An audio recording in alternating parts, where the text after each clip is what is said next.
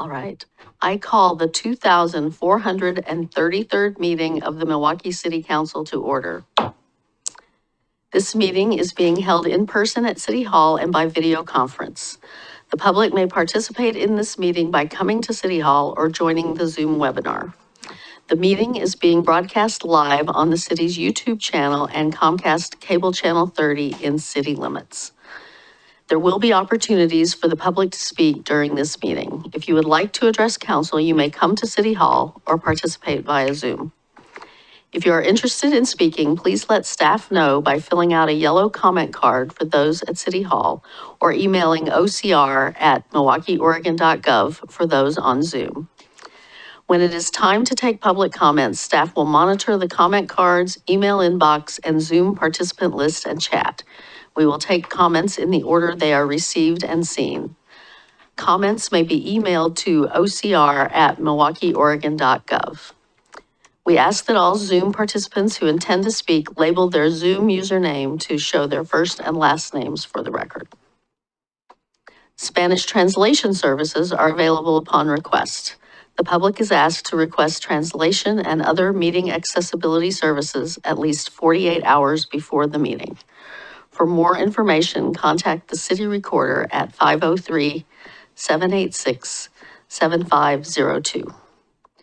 Servicios de traducción en español está disponible cuando sea solicitado. Se pide al público que solicite servicios de traducción y otros servicios de accesibilidad por lo menos 48 horas antes de la reunión. Para obtener más información, llama al secretario de la ciudad a 503-786-7502. Translation services are also available in other languages. Please join me in the Pledge of Allegiance. I pledge allegiance to the flag of the United States of America and to the republic for which it stands, one nation, under God, indivisible, with liberty and justice for all. The City of Milwaukee respectfully acknowledges that our community is located on the ancestral homeland of the Clackamas people.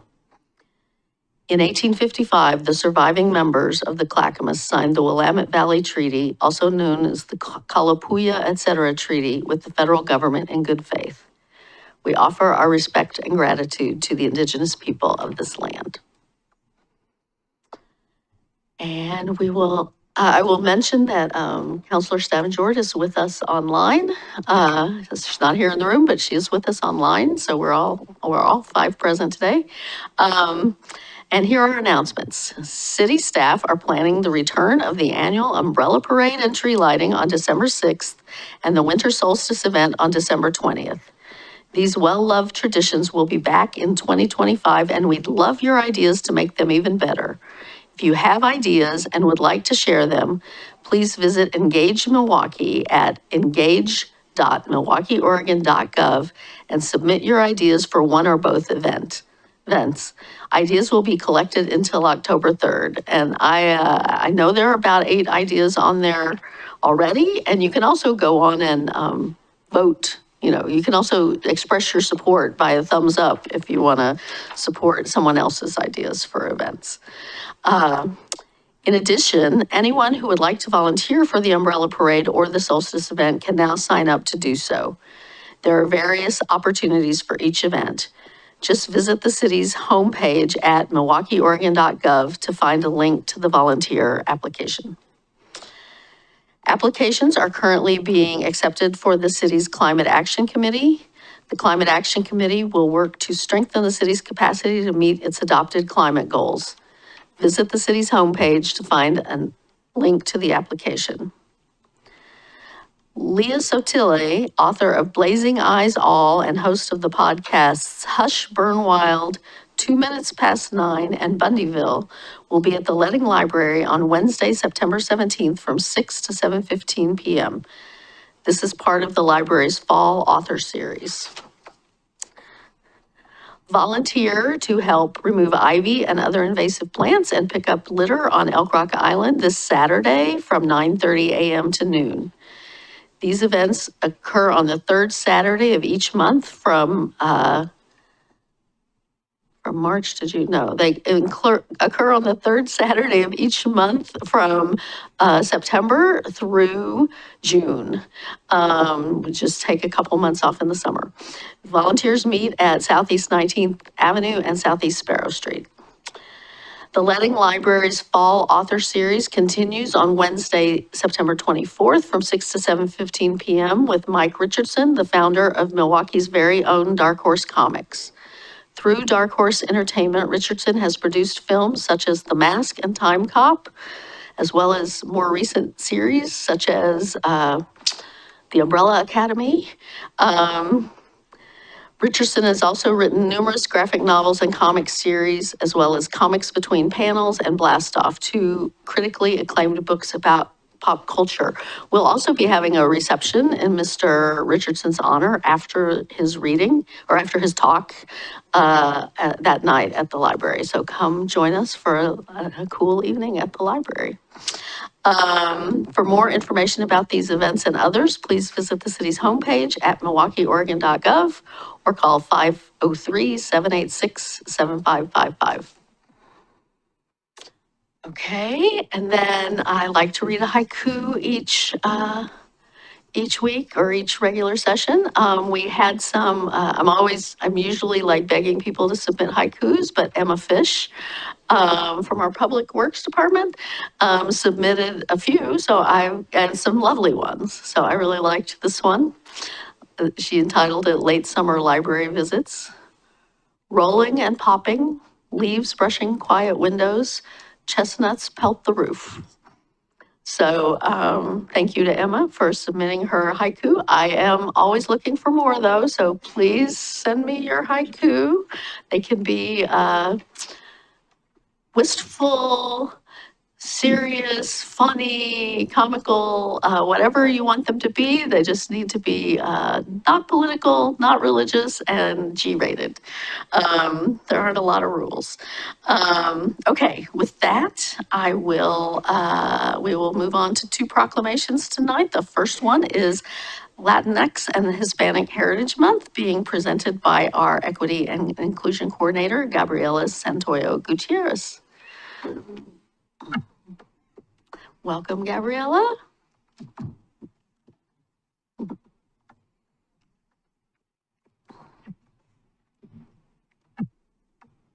Good evening and buenas tardes, City Council. Thank you for the introduction. Okay, to keep my message concise for tonight, I wrote my thoughts down in advance for us. As someone who proudly identifies as Mexican American y Latina, it's an honor to present this proclamation. And I also want to recognize it's been a difficult one to prepare. So I brought some tissues in advance here for me, and also I'm willing to share. So thanks for being here. This proclamation acknowledges and appreciates the tremendous impact of the social, political, and economic levels that Hispanic and Latinx community members have contributed and sacrificed for the progress of their families and for this country. According to the U.S. Census in 2020, Hispanic and Latino communities make up the nation's largest and ethnic minority at 62.1 million, which is 19.5% of the total population. In Milwaukie, it's roughly about 10.5% of residents who identify as Hispanic or Latino, which is also our largest minority group. And like other communities of color, Latinx communities are also underrepresented in leadership, but overrepresented in labor that is undervalued. Altogether, we carry the weight of this economy as home builders, farmers and harvesters, caregivers, and educators. These are essential jobs, but they're often the least protected and most exploited. Many are still left out of decisions that impact their lives and live in fear every day. This brings me to acknowledge what's happening today across the country, and yes, even here in Oregon, where the weight of recent political events is deeply heartbreaking, particularly the recent Supreme Court decision on allowing individuals to be apprehended based on race, language, or employment, fuels racial profiling, tears families apart, and leads to tragic losses of life in custody. These actions not only instill fear and trauma within all communities, but also erode trust among neighbors, which creates a greater American divide that at its core undermine the very values of humanity, unity, and justice. We feel the weight of these issues, and still we rise. Still we build. We contribute and we lead. We are ambassadors of culture, of love, and of belonging. We bring people together and literally and metaphorically build bridges. For many of us, this isn't just a celebration, this is personal. These are our stories. This proclamation today is not just symbolic, it's a recognition of our strength, our presence, and our right to thrive in the city and country. So from September 15th to October 15th, we celebrate Hispanic and Latinx Heritage Month to honor history and uplift voices. Together, we share a love and desire to build a community that cannot be shaken. We live life with pasión and a deep sense of familia and comunidad that help us overcome whatever obstacles may come our way. Somos el futuro y el presente, nosotros seguimos luchando. Because in Milwaukie, we stand for equity and lift up those most marginalized and vulnerable. We'll keep advocating for the people we cherish and the community we call home. Thank you, Council, for the opportunity to share, and please, if there's anything you'd like to add. Well, thank you, Gabriela, for that really heartfelt message.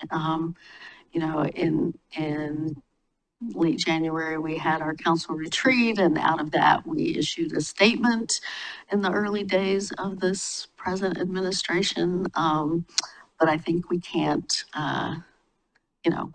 repeat those pledges too often. That we stand with our community and that our police department will not cooperate and assist the federal government in that. I wish I'd thought to bring that statement. I might have wanted to read a clause or two, but I didn't think ahead. But I really appreciate your passion about the current threats many in our community feel. Thank you, Mayor Beatty.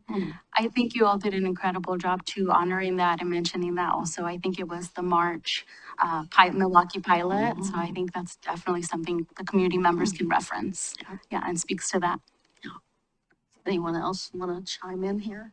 Yes, I thank you for reading that. I just want to say and reiterate that to our community members that you are not alone. Everyone up here on this dais will fight for you, and physically, if it has to be done that way. I'm married to a Latina. I have Latinos in my family. I have a lot of people that are undocumented in my family, so this has been a difficult time. And to watch what's happening, first of all, it's unconstitutional. Let's just put it blatantly. Second of all, this isn't the way it's supposed to be, okay? It's not supposed to be this way. As a veteran, as somebody who fought for this country, this is not the country I fought for. This is not the values that I stood for. It's not the values that I swore an oath to. But I will continue to fight for the country that I know is there and I know exists. And I'm sure that every one of these individuals on this dais is standing with, not just me, but every one of you out there who feels scared and who feels threatened. You are not alone. We are here for you. We will stand with you. And I don't give a damn if I have to block the door for you. Thank you. Anyone else want to chime in? Councilor Stavanger? Okay. Well, I think Gabriela said things very compellingly. We don't all necessarily have to chime in. So with that, we're going to read the proclamation in English and Spanish. And you want me to read first? I can go ahead and go first. Okay. Okay, let's do this. Considerando que cada año Estados Unidos celebra el Mes Nacional de la Herencia Hispana, del 15 de septiembre al 15 de octubre, celebrando la rica cultura, la herencia y las innumerables contribuciones de aquellos cuyos antepasados se origina en España, México, el Caribe, América Central y América del Sur. Y considerando el Mes Nacional de la Herencia Hispana comenzó como una celebración de una semana de duración en 1968 y se expandió a una celebración de mes de duración en 1988. Para mostrar nuestra gratitud y reconocer el profundo impacto de las comunidades hispana y latina en la historia y el futuro de la nación. Y considerando que el 15 de septiembre es una fecha importante que marca los aniversarios de independencia de Costa Rica, El Salvador, Guatemala, Honduras y Nicaragua. Sigue de cerca por los días de independencia de México y Chile el 16 y 18 de septiembre, respectivamente, y considerando que las comunidades Hispanics y Latinx han enriquecido todos los aspectos de la vida de Milwaukie y en todo el país, sirviendo como educadores, líderes laborales, artistas, ingenieros, empresarios y servidores públicos y cuidadores, entre otras innumerables funciones. Y considerando que frente a la injusticia histórica y actual, las comunidades hispanas y latinx han perseverado con notable resiliencia, coraje y con un compromiso duradero por la justicia social, defendiendo los derechos civiles, la equidad laboral y en mayor acceso a la educación para todos. Y considerando la ciudad de Milwaukie celebra este mes para honrar esos logros, elevar sus voces y historias mientras celebramos la cultura, las tradiciones y la diversidad y apoyar a las comunidades hispana y latinx. Ahora, por lo tanto, yo, Lisa Beatty, alcaldesa de la ciudad de Milwaukie, una corporación municipal y en el condado de Clackamas, en el estado de Oregon, proclamo por la presente que del 15 de septiembre al 15 de octubre de 2025 será el mes de la herencia hispana en Milwaukie.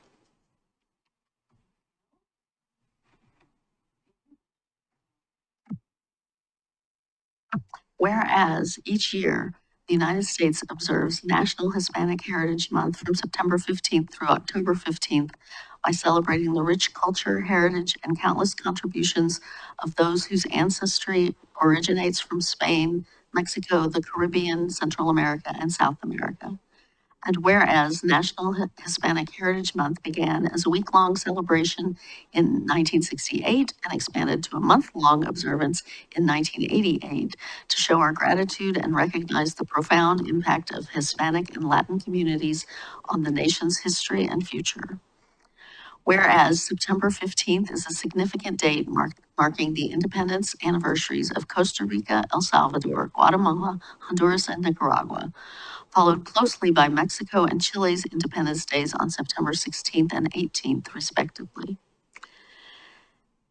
And whereas Hispanic and Latinx communities have enriched every aspect of life in Milwaukie and across the nation, serving as educators, labor leaders, artists, engineers, entrepreneurs, public servants, and caretakers, among countless other roles. And whereas in the face of historic and ongoing injustice, Hispanic and Latinx communities have persevered with remarkable resilience, courage, and an enduring commitment to social justice, championing civil rights, labor equity, and expanded access to education for all. And whereas the city of Milwaukie celebrates this month to honor these achievements, uplift their voices and stories as we celebrate the culture, traditions, and diversity, and to stand with the Hispanic and Latinx communities. Now, therefore, I, Lisa Beatty, Mayor of the City of Milwaukie, a municipal corporation in the county of Clackamas in the state of Oregon, do hereby proclaim September 15th to October 15th, 2025, to be Hispanic Heritage Month in Milwaukie. Thank you. Thank you. It's great seeing all of you.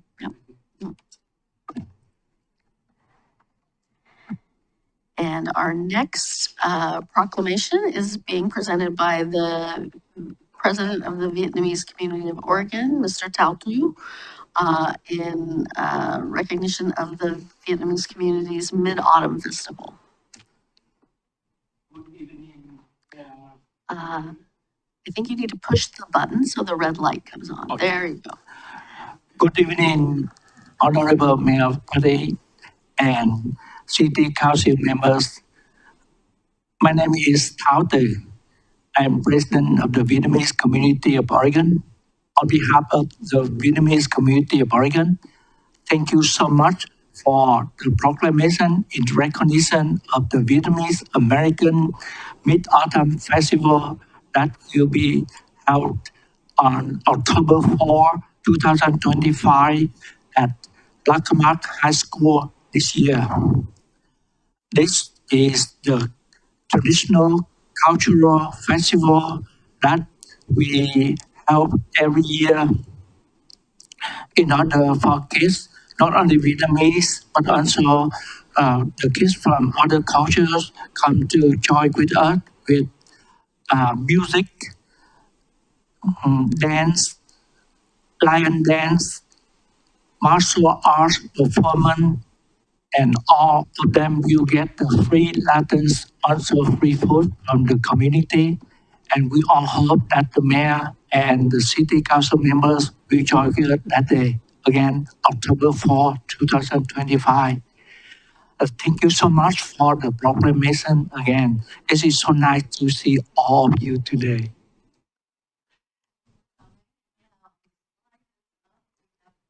Yeah, I said it and I didn't do it. Didn't do as I said. Thank So you the very slide much for the has the slide. details. It's Clackamas High School, 1 to 5 p.m. On October 4th. And it's really fun. I've gone twice, I think. And beautiful music and some really cute little dancers. I mean, there's more experienced adult dancers too, but it's always the little cute young children dancing that is fun to watch. Yeah, like you said, many kinds of presentations and celebrations. I recommend anyone go check it out. And we have a proclamation, which I will read. Whereas after the, there we go. Whereas after the end of the Vietnam War in 1975, the first Vietnamese immigrants came to the city of Milwaukie in the state of Oregon in search of opportunity and freedom, bringing Vietnamese customs and traditions which have been passed down through generations. And whereas the Vietnamese American community has made substantial contributions to cultural, religious, political, and business life throughout the state of Oregon, including in the city of Milwaukie. And whereas many Vietnamese Americans and other Asian families in the community will joyfully celebrate the Mid-Autumn Festival, also known as the Moon Festival, and the Festival for Children. The Vietnamese community of Oregon will celebrate with special foods and activities under the full moon on Saturday, October 4th. Now, therefore, I, Lisa Beatty, Mayor of the City of Milwaukie, a municipal corporation in the county of Clackamas in the state of Oregon, do hereby proclaim October 4th, 2025 to be Vietnamese American Mid-Autumn Festival Day, a time for celebrating with our Vietnamese neighbors and their contributions to our community. Thank you. Thank you. Look forward to seeing you at the festival. And on behalf of the Vietnamese Community of Oregon, I would like to present the certificate of appreciation to the mayor. oh, okay. Well, thank you.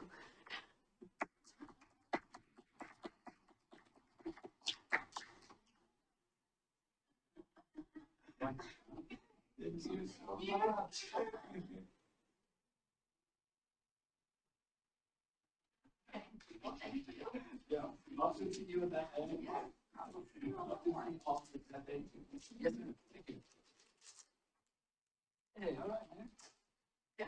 Nice. Set that over here.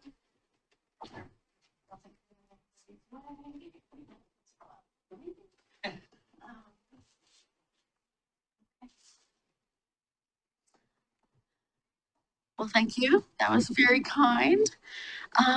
So with that, we will move on to our community comment section. This is the part of the agenda during which council will hear community comments on city business that is not already on the agenda. Before we begin, is there any follow-up from the September 2nd community comments, Ms. Sager? Mayor, there were no comments made at that meeting. However, there have been a few written pieces of correspondence that I just want to provide a couple quick updates to council on. One, we actually touched on in the work session, but just for the record here, I'll also note we received a question about whether the public safety fee that has recently been passed will be levied on folks who do not receive a water charge from the city. We do have several Milwaukie residents that are not Milwaukie water customers. And so I think it was a great question. You know, sometimes people call their utility bill water bill for shorthand. And so the question was, will those folks who don't receive Milwaukie water service still be charged for this fee? The answer is yes.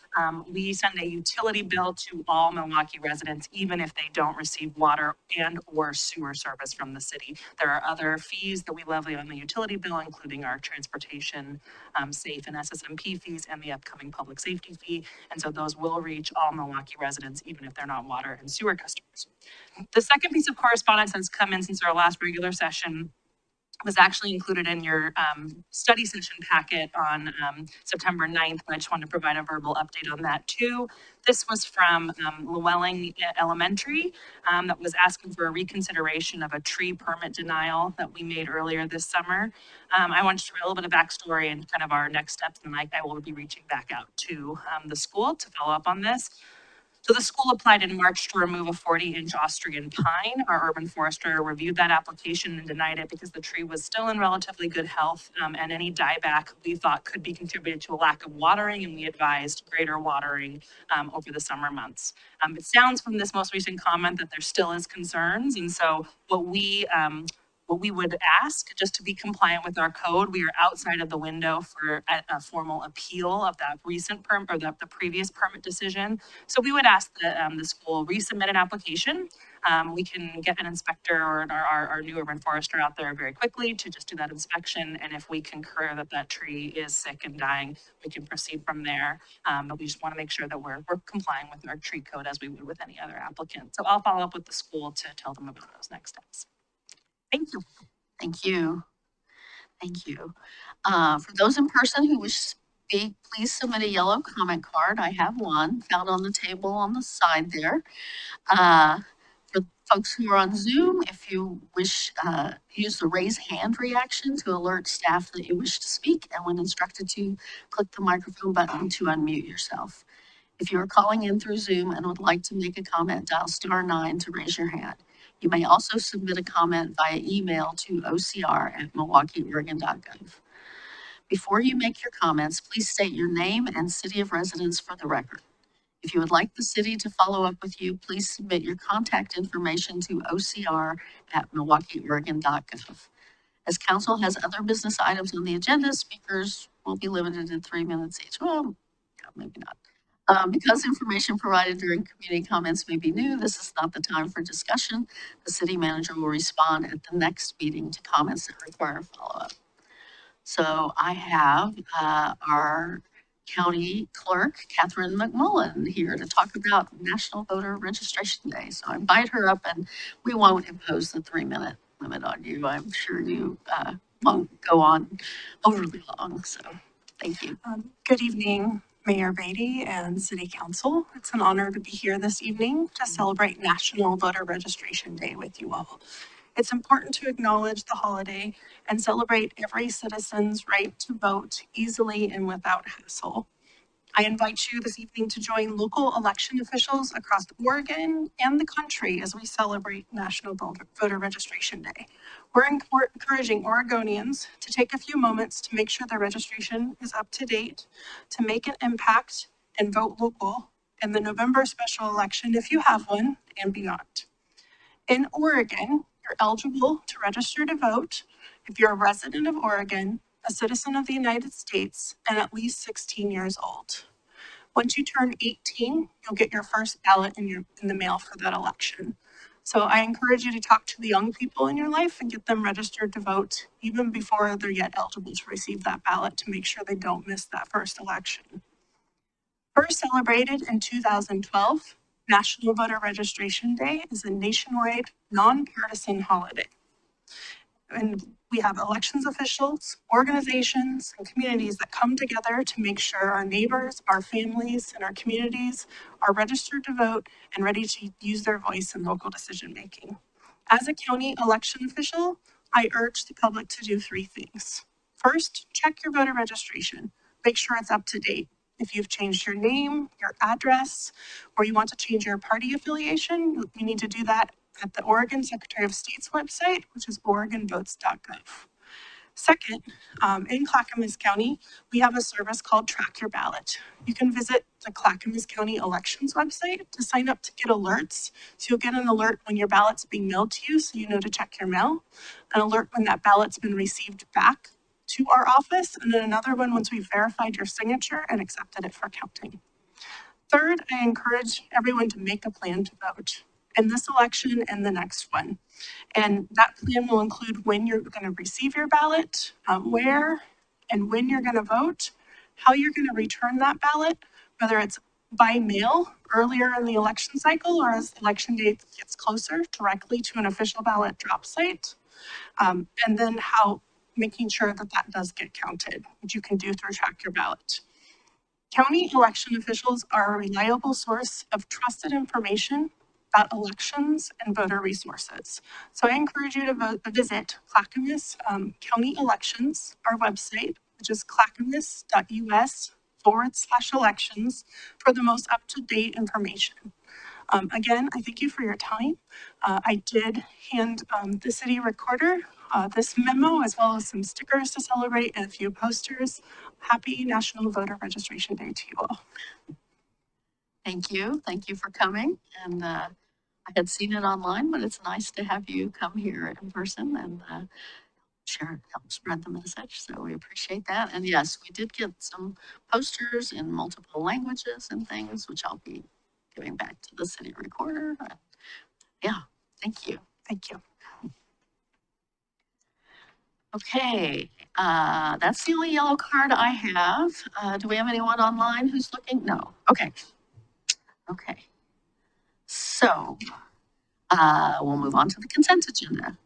Tonight's consent agenda includes minutes of the City Council August 19th, 2025 work session and August 19th, 2025 regular session.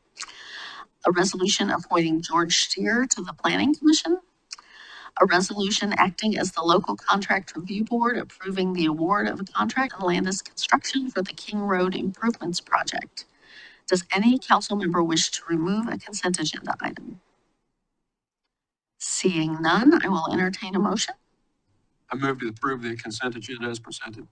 Second. It's been moved and seconded to approve the consent agenda as presented. All those in favor say aye. Aye. Aye. Opposed, say no. None heard. The consent agenda is approved unanimously. All right, and then we move on to the transportation system plan update with our planning manager and actually community development director now, Laura Weigel, and city engineer Jennifer Garbely.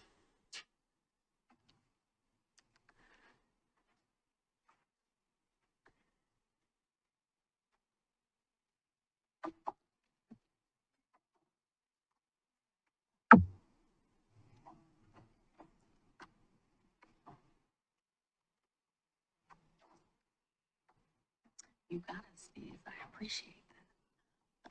Well, while he's getting that set up, sorry, I just thought I'd say, I've never carried this many pieces of paper to a meeting before, so we'll see how that goes. Let's hope I keep them straight. I gave you all a lot of pieces of paper too, so you're gonna have to keep them straight as well.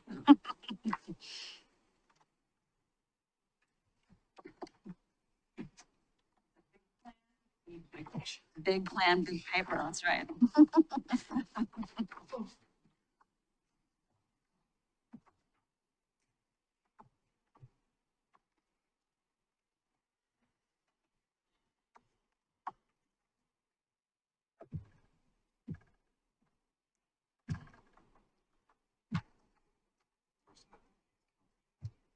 Okay. Guess you're doing it now, huh? All right, hello, everybody. Thanks for having us here tonight. You've got Matt Hugert here from Kittleson. He's been working on the project with us, and obviously Jen Garley has been in the huddles, all the huddles with us throughout the whole project as well. And so with that, we'll just hop right into it. Matt, if you want to go ahead and switch the slide. Okay, so what are we going to talk about tonight? We're going to give you some updates. We're going to talk about the prioritization process of all of the projects that you see in your packet tonight. We're going to talk about the tier 1 project list and all the modal priorities. We're going to talk a little bit about the feedback from the Transportation System Plan Advisory Committee, Technical Committee, and the Planning Commission, and how that reordered the project prioritization list. And then we can talk about next steps.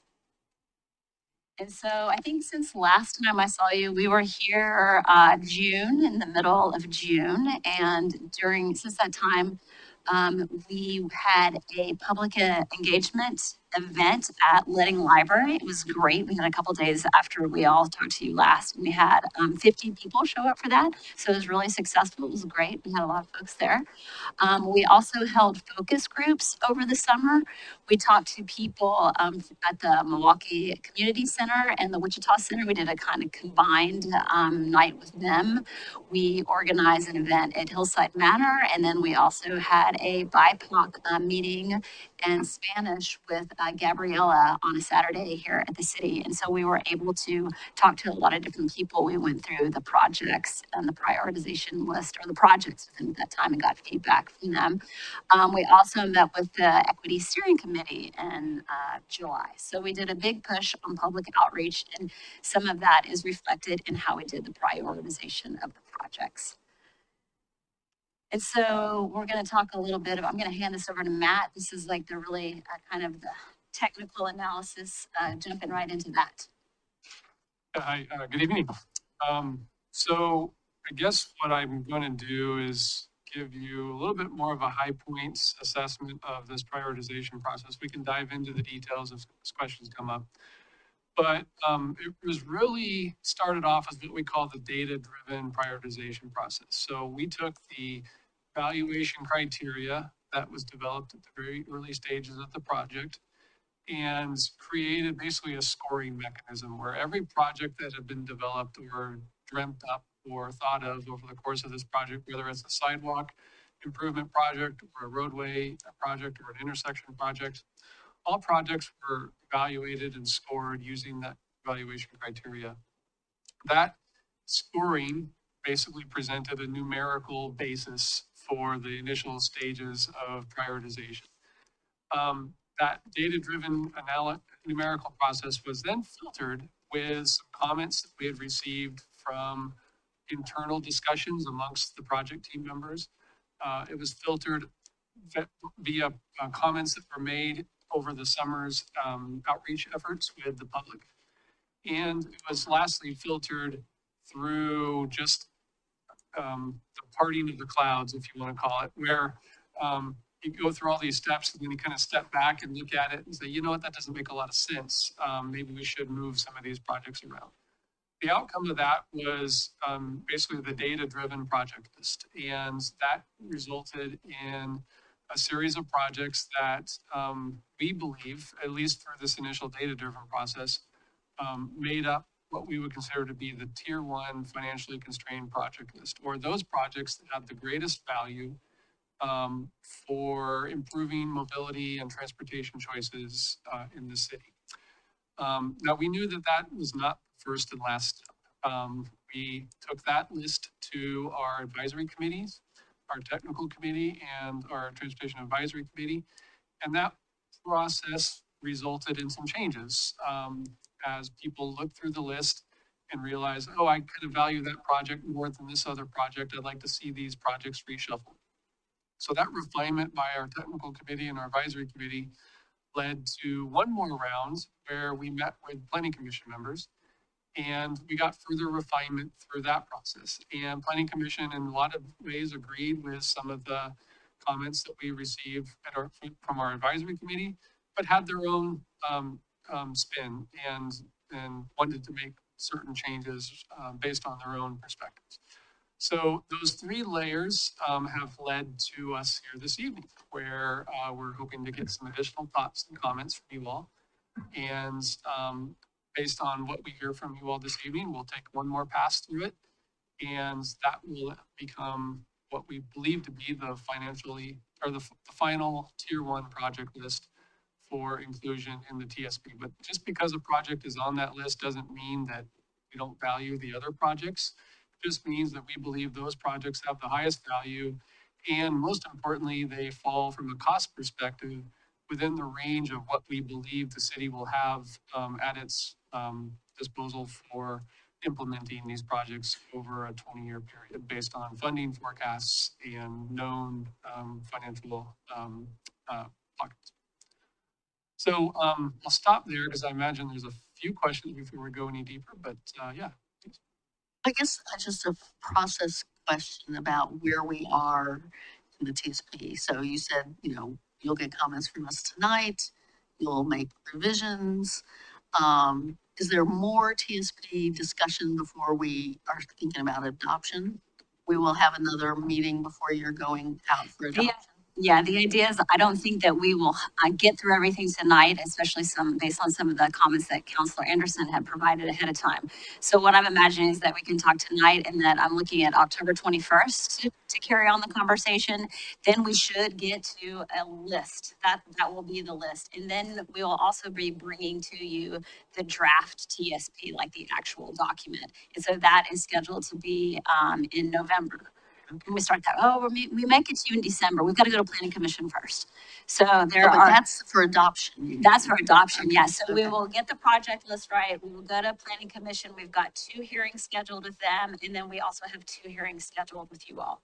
So it's everything that you've seen up until this point, right? We've brought all the bits and pieces of the document to you all, and then all culminating in this project prioritization list, which is what we're really wanting to get to at the end of the day. So this is kind of the meat of all of the work that's gone to it ahead of time. And you have one more advisory committee meeting, correct? But the plan was not to spend that re-diving into the list, but really present the full draft. That is right. And yeah, present the full draft.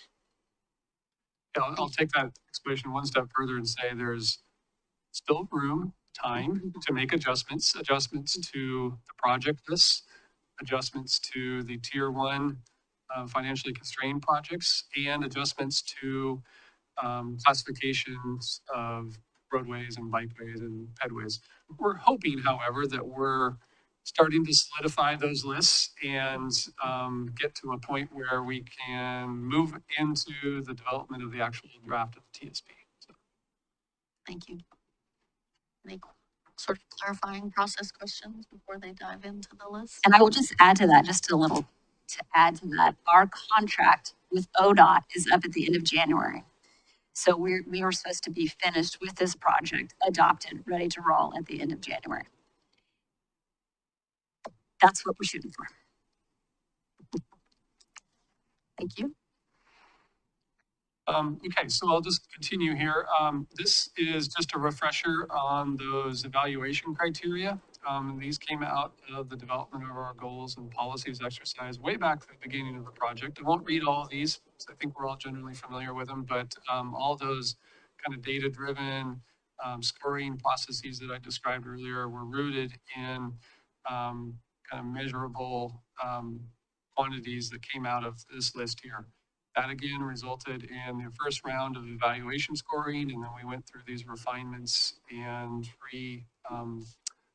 assignments of project lists, and that's kind of where we stand this evening. So kind of a quick summary of how that all fleshed out is the top row is the tier 1 financially constrained that came out of the data-driven projects list. And a couple things to point out here. Most of the projects in that tier 1 list fell into the bike and ped and shared bike ped category. And that's, I think, by design. When we set up to begin this TSP update, there was a kind of a focused effort to make sure that we looked real closely and came up with fresh ideas and perspectives on how to enhance the multimodal capacity of the system, the transportation system. So a lot of projects that you'll see here are really shaken out as bike ped and bike ped friendly type projects. And under the first data-driven project, we had a total project list of just a little over $30 million with a projected funding capacity of about 27.5 million. So we definitely came out too high on the data-driven project list. When we went to the TC and AC committees, that got refined, and that total project list dropped to about 28.5 million.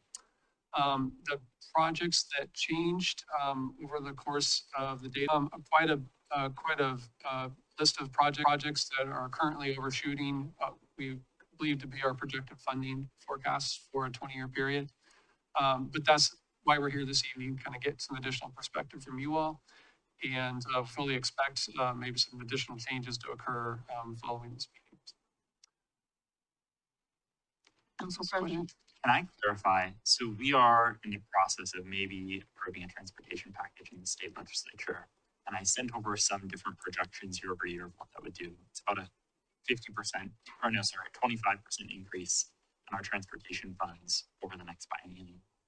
How would that impact what our scope might be on this list? Yeah, that's a really good question.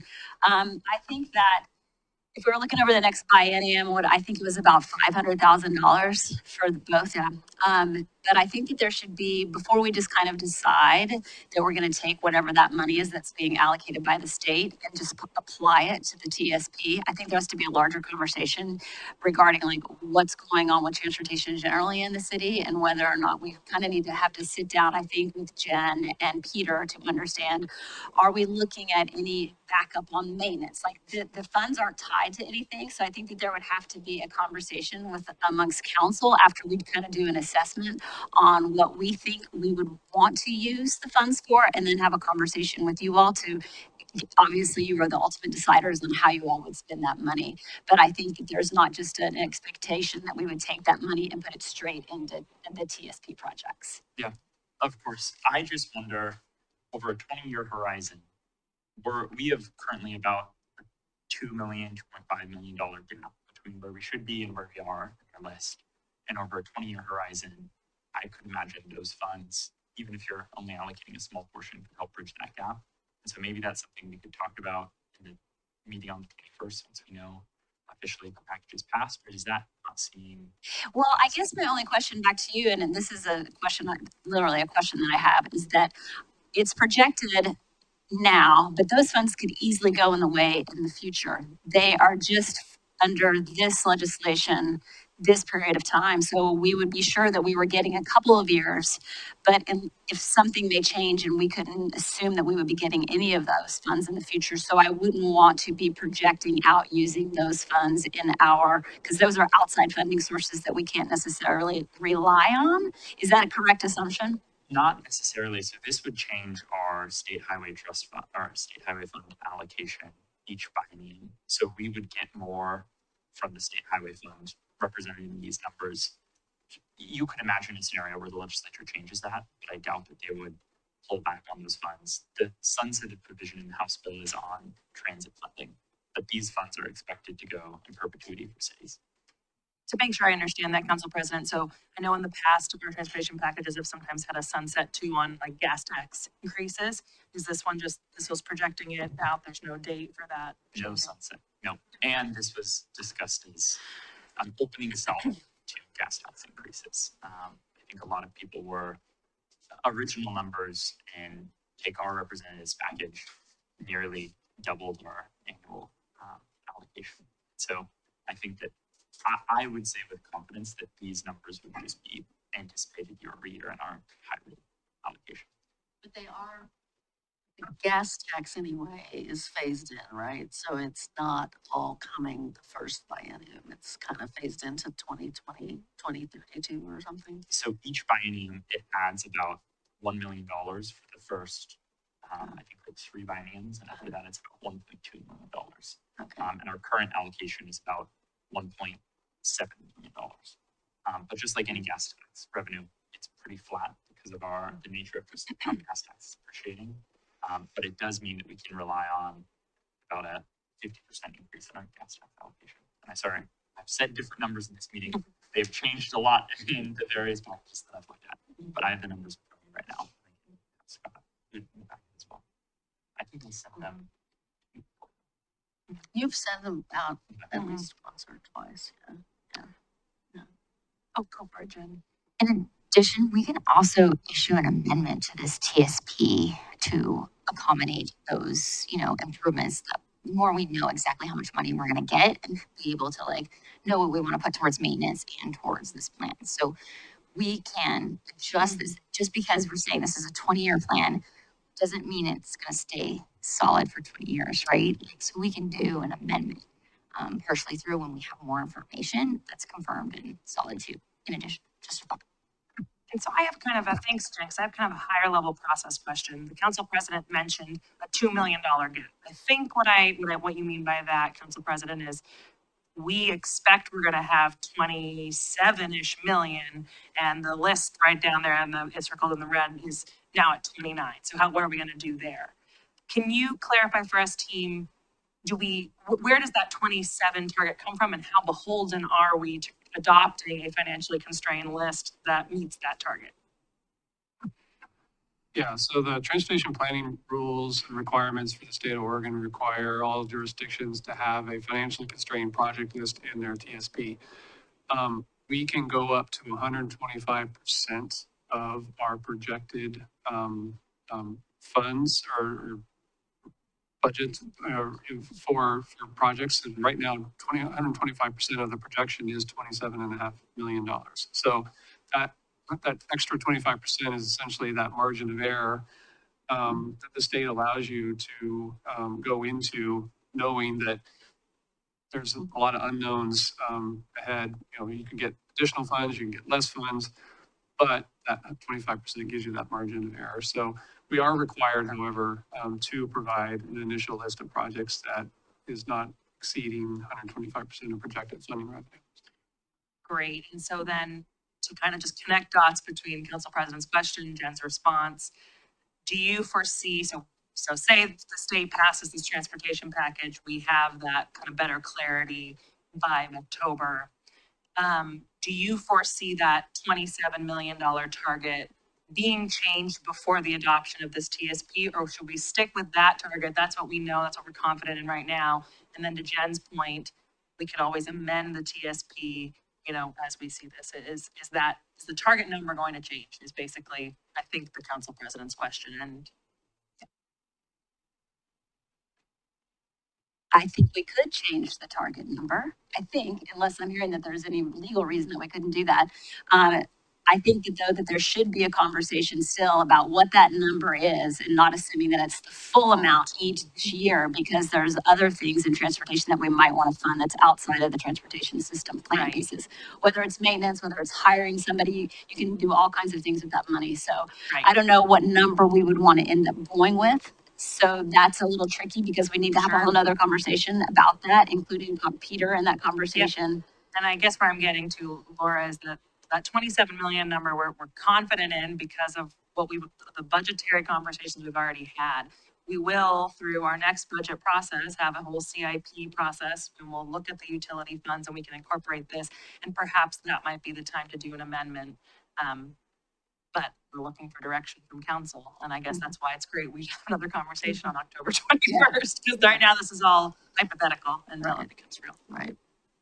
I do think that's a great idea, Emma, though, because then we would have more certainty and we can kind of work through the kinks to see what it is that we are going to move into the TSP bucket. And then I think it's also important to note that just because it's on the financially constrained list doesn't necessarily mean that those are the projects that are going to get built first. So let's just keep in mind that all of the projects on the list, depending on what other CIP projects are going on, something in tier 3, the financially unconstrained list, may get built before tier 1 constrained, because we've got, say we're doing a grind and pave overlay, or we've got to rip up the road to do a different utility project. So we would take a look and say, are there any projects that we can do that are on the TSP list, and pull those forward.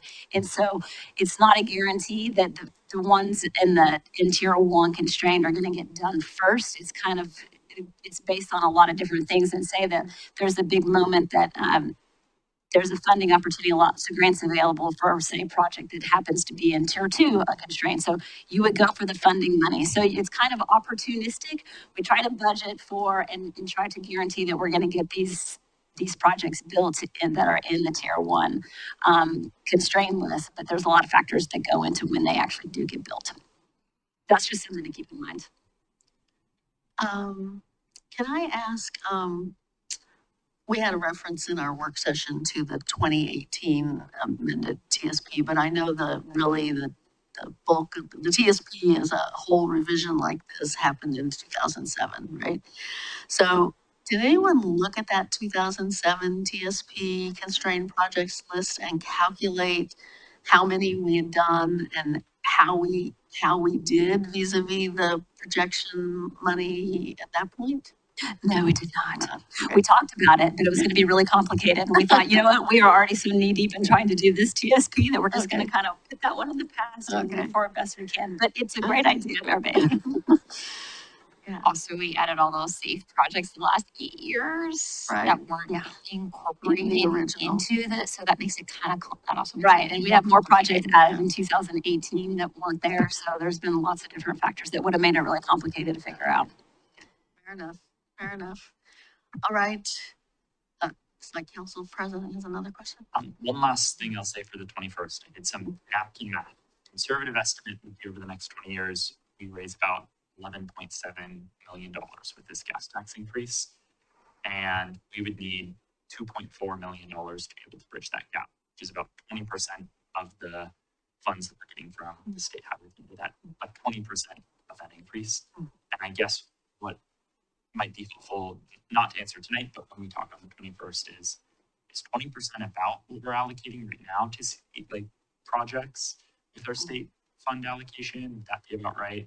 That might be one way to think about it. That's a good question, but that's a good way to frame it, I think. Councilor Anderson, it's only 20%. It's pretty small just to get to that constraint list, so we don't have to bring anything off the constraint list.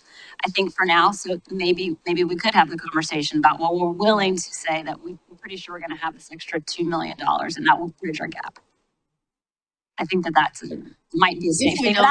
If we don't add anything to the constraint list. Right, we're probably going to based on some things that have been swirling around over the last few days. So, okay. So what I have on the screen here are just 3 maps that show where we currently stand with our tier 1 financially constrained list on the pedestrian side of things from the Planning Commission work session. And I've got a bicycle map and I've got a roadway and intersection map. Those are the 3 maps where we had projects from the Planning Commission tier 1 list. Happy to go through each and every one of these as necessary, but this is mostly just slides for reference at the moment. And I didn't know how we're going to kind of proceed down the list of questions that have swirled around in the last 24 hours or 48 hours. So. Yeah. I just want to give kind of like a couple of top line things that I think are good to know. So if you look at, so you've all got the 3 packets where you've got one that's written original, one that's the technical committee, and then one that's the planning commission packet. And so what I did is I went and looked at the original list compared to the planning commission list. And every single project that was on the original list, and that was actually in the AC list as well. If you look at the 3rd packet, the RS64, the Planning Commission one, all of the project on the first page and the first 2 projects on the second page are the same. They're all in the unconstrained list or in the constrained list for every single group. So that's good to know. So nothing much changed there. There's a couple of things that moved down from when the advisory committee had looked at them. I think B26 and P71 moved to the tier 1 financially unconstrained. And then a bunch of little projects got added to the PC list because there was a lot of low-hanging fruit that the PC decided that they felt that were filling little gaps in our system that were identifying good projects. So I feel like it's a pretty good list, working list from now, and there was a lot of overlap from each of the groups, and just a little shifting. We did change just a couple of cost of project descriptions, so it freed up a little bit of money to add a few more project lists, and then most of what was added is really small projects. Matt, did I characterize that correctly? Yeah. Okay, so I just wanted to give that high level overview of it's sifting out, and it's kind of the same with more projects than less. Yes, Counselor Cosgrove, sorry. Yes, thank you. I appreciate a lot of work went into this, obviously, and been going into, so I really appreciate it. But did you just mention that on the original, the tier one financially constrained matches with the planning commission? Is that what you? There are differences. I'm just saying that there are projects, there's about, I would say, Three that have most of the moved, projects are the same. There's Yeah, just right. been a couple of things that have moved around. Okay, and that was done, yeah, I see 3 projects that were moved, and that was just done to get more bang for your buck. There are a few projects that were moved. The PC wanted them, a couple of projects higher up. And then they added just smaller, not as expensive projects to the list because they weren't that expensive, and they felt like they filled really good gaps in our classification system. Because I don't know if you all remember, you hopefully remember, I should have put it in the packet. I already put so many things in the packet. It was enough for one packet, right? But there was the whole classification system. So, we have the pedestrian classification map and we have the bicycle classification map. And basically what we tried to do is identify all of the streets that we wanted to have like as our major pedestrian ways or major bikeways, and then try to identify all of the projects to put them in this list. We did maybe miss a few, and we're going to fix that. There's a little few projects that didn't make it, but we're going to fix that. So that was kind of the driver of a lot of the projects, was the classification system map, and making sure when PC looked at that, they said there's some little gaps that you didn't quite get. So let's add those projects into the tier 1 constraint list instead of having them down at tier 3. I will just call out that it's those red bubbles on RS 64 through RS 66. That's like the guide for Yep, if PC 100%. moved it, it's listed there. If PC disagreed with the AC, you can kind of see it there. That's the cliff notes of those Yep, changes. exactly. And it wasn't a bunch of random, movement. It was gap Yeah. projects. And so by way of example, if you can see the cursor moving on the screen here, there were a bunch of PED projects that were all kind of related to each other, but for one reason or another, one little sliver of a continuous multi-use trail or pathway project was missing through the data-driven process. Was caught by either our committee or planning commission, say, it doesn't make sense to leave that one out. So let's move it in. And then some of these other random projects, kind of outlying projects, maybe they didn't hold, maybe there's value, but from a system standpoint, they didn't belong, on a tier 1 list. So there's a little bit of deck chair reshuffling, Yeah. but in a very smart way. So Yeah, thanks for not randomizing. In addition, I would just add the projects that we moved down were majority like Harrison. And it doesn't mean that they're not going to get done. It's just Harrison, we need extra help. We need actual grants to kind of do Harrison properly. So the idea was it would move to the tier 1 unconstrained list. And we're going out to get grants to help us get those projects completed. And so you're freeing up your constrained list to be able to do more. Microphone, Mayor. I should have said it probably earlier.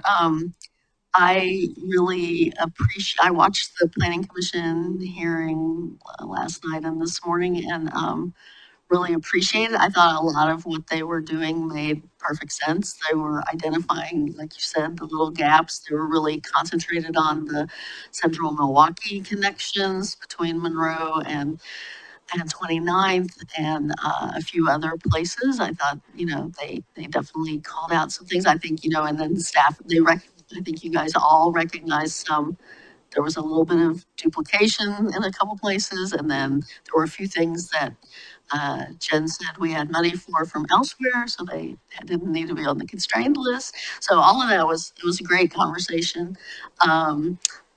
I was concerned about what dropped off the list, and so I wanted to ask about Harrison, because as I understood it, we dropped sidewalks on Harrison, but kept bike lanes on Harrison on the constrained list.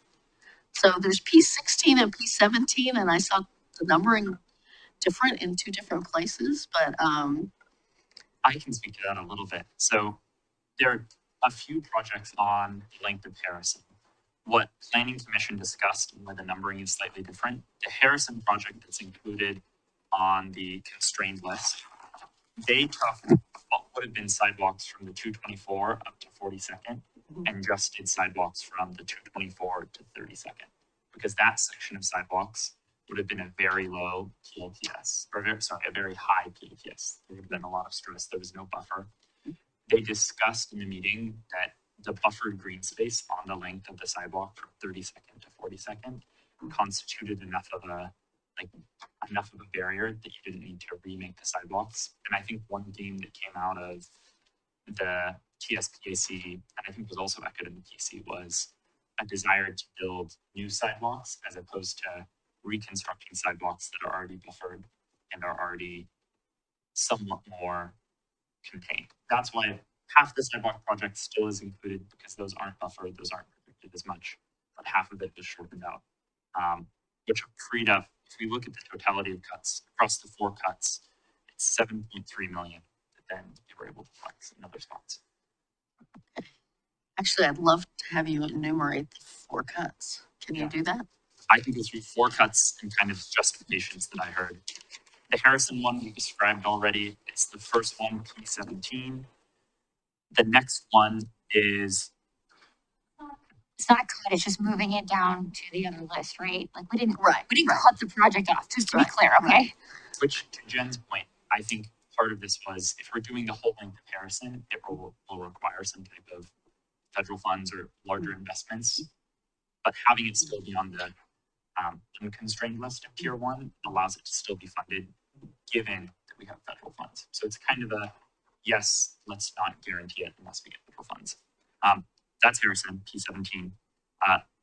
Let's see, R25 is the next one. This was the one road project that we cut. This was an additional left turn at Railroad and 37th.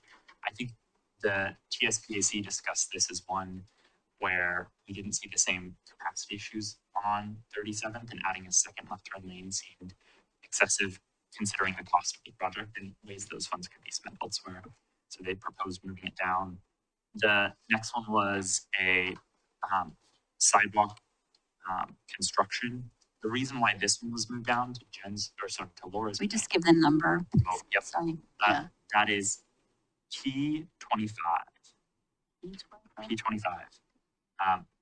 The reason for that one is, so the classification maps that Laura mentioned, this one was one of the unclassified streets, or it did not receive a pedestrian classification as opposed to other streets nearby. And so the thought was, let's spend those dollars on pedestrian projects that have a higher classification. And then the last one was a similar cut, B64. This was a bike lane project right by my house, but you know what? I'll be okay. This one is on 34th Street. This one is a neighborhood bikeway, which is our lowest classification of bikeway other than local street bikeway. And I think this one was moved down because there are more centrally located bike paths that could be invested in, and especially not just bike paths, but bike paths that also double as pedestrian connections as well.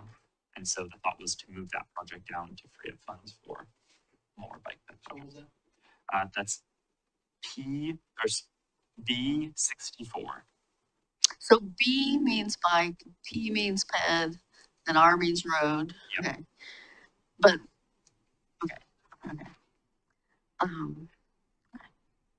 Thank you. I appreciate that, because that was hard to sort out. I do want to come back to talk about 37 some more, but I'll let you guys go on with. I mean, we're good. This is your okay. time. Yeah, Okay. yep. Okay. Nobody else is chomping at the bit. Okay. I have a list of things I noted. some of which are suggestions for change, some of which aren't. First off, the railroad path is going to be on the road. That's the way it's written in there. So the idea of the future railroad multi-use path is it would be on the bed of the current road. Okay, I feel like it's There kinda is sad. a extra, I'm thinking of the Rafa application, so it's a separated multi-use path on the north side. But then there's also a bike lane on the south side, so bikes could be on either side if they wanted to. Okay, Okay, okay, well, there's maybe not, that's what it's referencing. but the bike path, the multi-use path should be not, it's not on the road. It's separate. Yeah. Okay. We already have a section that's been built Right. from a development rate, so we'll be connecting into that. Yeah. As far as that goes. Okay, The descriptive characteristic is meant to just say it's meant to be on the north side. North side. Not the south side, not the railroad side, but the north Right, side. It doesn't- right, It doesn't okay. mean to apply that it would be like right up against the road. okay, yeah, okay, thanks for that clarification. There was a discussion about R6 and the River Road turn lanes and stuff. And, I will just say that, and you clarified in that discussion that's kind of a placeholder for the idea that ODOT wants to consolidate river back to two-way traffic, as I gather. No. No, you're talking about at the 99 and River, that signal right in Bluebird Uh-huh. that wants to be reconfigured. That's in the regional transportation plan to kind of not have it separated and actually brought together. Yeah. Just at that spot, you would still have one way. Oh, you still have a couplet. You would Yeah. just direct. Yeah, it just wants to, yeah, it's just a little bit confusing and kind of deal. We would need ODOT funds to move that Yeah. forward because Oh, that's yeah. all No, that ODOT would be a rate, huge like, project. so. Yeah. Yeah. Yeah. It's in our, yes. Okay. I will just say that I was a little surprised that nobody, and, there's a lot of attention in this whole process to bikes. And I was a little surprised that none of it called out River Road and 99 and bikes. My sense is that the trolley trail, the way the trolley trail is so close to 99E is uncomfortable for a lot of riders. And also that they have two lights to stop at is uncomfortable for a lot of riders. So this is the intersection I use every day. I will tell you, the more experienced riders come off the trolley trail, go up 22nd to Bluebird, come across on Bluebird, and get back on the trail, like cut across the people queued up at River Road to go out on the light and get on the trolley trail that way. So they are avoiding, and I know, and there are also pedestrians who avoid standing at that light because there was a woman who lost her legs doing that when a car hit her about 10 years ago. So I guess I have felt like that whole thing, it's not, it wouldn't be a high priority, it wouldn't be on the unconstrained list, but it feels to me like it should be called out for some study. Because it doesn't feel terribly safe, and I know from observance that a lot of bicyclists already avoid the trolley trail alignment there, so. You may not have caught it because it was a nuance, but we changed the project description for that project R6. It now reads, coordinate with ODOT to implement geometric refinements that balance capacity needs, efficient intersection operations, and multimodal safety. Oh, So okay. it's a pretty generic description Okay. to describe a lot of everything Okay. without being so specific that it Okay, focuses people Okay. on some unnecessary things. So okay, that was purposeful, and it's still consistent with what's in the regional transportation plan. So And we okay, did so get that it's comment. on, okay, and it's on it's the R6 project description. So R6 is the now 67. tier 1, tier 2 or tier 1 unconstrained okay, in blue. perfect, okay, no, that's perfect. We did have that conversation and people Yeah. felt like it needed a different description, so we updated. Yeah, Yeah. okay, great. B26 was one that got moved down. So, Yeah. It did, okay. It wasn't on the list, I think. Anyway, B26 is 42nd Street bike paths between Harrison and Washington. I thought it was between Harrison and Monroe, but somehow I wrote down in Washington. I do feel like I was a little surprised by taking that one, by deprioritizing that one, because I do feel like, there's, that is a hub, that is also a high density area where it's also, it's a mixed use zone and surrounded by a high density area. So I guess I was a little surprised that we would not want to do improvements there. I mean, I know we just repaved it not that many years ago, but that we would not want to do improvements there to connect it to the Monroe Greenway. And so I guess I wondered what the conversation and discussion around that was. So this is one, the TSPAC moved that project up and then the planning commission moved it back down. The TSPAC's version or justification for moving it up is Washington Street there is a part of the Monroe Greenway. And so if you want people to go from the Monroe Greenway up to the Safeway hub, you need to have some type of protection there. I think part of this that is also important context in the kind of bikeway bucket CIP project that we all talked about back in at the end of June, we had mentioned some initial streets there. And I think one of them has been 40th Ave as an area where you could see north-south bike connectivity. If you have 40th Ave, and it means your north-south connectivity, it will connect to Harrison, which would have bike lanes that then could be the route that you take to the Safeway. So not that it's not an important route, and I think in a dream world it would have bike lanes. It's just moved out of the unconstrained because I think that there were other areas where you could create that opportunity. So I didn't hear the planning commission really discuss that one, but I guess maybe everybody agreed. Yeah, I mean, again, I just feel like when we're trying to prioritize the mixed use nature and the higher density around there. Anyway, okay. Then there was a bunch of conversation about R4 and B25 and the Harrison 42nd intersection. And it was called out to, like, I think Commissioner Edge even thanked you for putting in the delineators. And I was a little surprised by that because I thought, we were trying to study what's the right solution there and that we were even potentially talking about a roundabout there. So have we settled on, it's just going to be delineators and it's going to be the current. Are you talking about 42nd and King? Yeah. I would say we haven't had a final study, right? We've had an initial study. It would be difficult to put a roundabout there based off of the study we've done. We'd have to purchase additional right away. So without additional right away, we could not fit an actual roundabout in that space.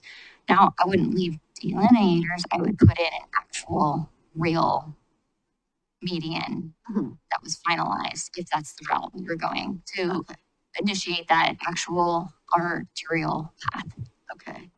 But you haven't settled on, I mean, Nothing's that's settled. still under study. Okay. Nothing's I was a little surprised finalized. by that conversation. Jen, Okay. can I ask a question? Sure. We, under R4, we have the description to say install permanent geometric delineators. I'm wondering if the term delineators is the confusing. Yeah, term I there. would say so, because we wouldn't leave permanent delineators. Right. We don't want to maintain those. So maybe as a change, get rid of the word delineators and use median or some other more permanent descriptive characteristic that implies that it's more than just flexible posts. Post, on yeah. the roads.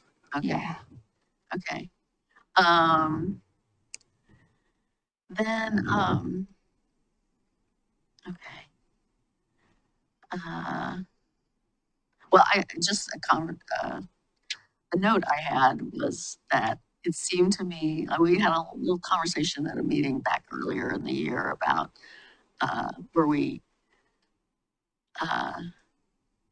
trying to give a better treatment to bikes than peds in terms of the level of stress measure.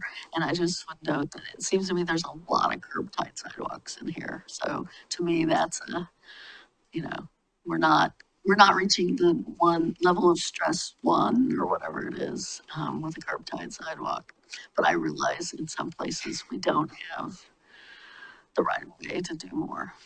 Also, on bikes, like a majority of our local roads meet our requirements, right? Where the PED does not. Yeah. So it's just, you know, that you can't weigh them exactly the same. Yeah. They're not apples to apples in comparison, but we're gonna do what we can. Okay, I also wanted to talk about 37th. So, I mean, that project at 37th and Railroad that they downgraded to the lower list, I don't have super strong feelings about that. I do think it's kind of a hot mess of an intersection, the way that 37th and Railroad comes in across the railroad tracks there. But you know, there's not too much you can do with the railroad track in the middle. Except for they have to address it in a RAFA Yeah, project, right? So that's why I also was okay with them downgrading it, because I think we're gonna get RAFA dollars to Oh. fix it. oh, really? Okay. So it's in the design. So we're going all the way from 37th to Harmony on that railroad project. So we'll have to look at that intersection. Oh, okay. Yeah. Okay. That makes sense. Does that make sense? Yeah, that makes sense. So that's why I wasn't super nervous that they wanted to downgrade it, because we're actually we're gonna find grant money to do it. We have to still find implementation dollars, right? Yeah. But design right now is being covered. Right. So that will be incorporated into that design. Okay. Okay. Yeah, that And makes sense. yes, it's a hot mess. The rest of 37, so 37th going from Railroad to 224. I know it's got a call in here for a sidewalk on the east side. It's pretty low priority, and you know, I can't really quibble with it being a low priority. I will say that it's I have noticed more recently more bikes at 37th to cross 224, and I don't really know why. I never used to see bikes crossing there, and I do see more of that than I used to see. And I do, you know, I still think, and I had this conversation with the city manager yesterday, I still think we need a crosswalk in front of Minthorn, but I realize we're not at that level of projects here, and we will try to put in for a spot project or something to do.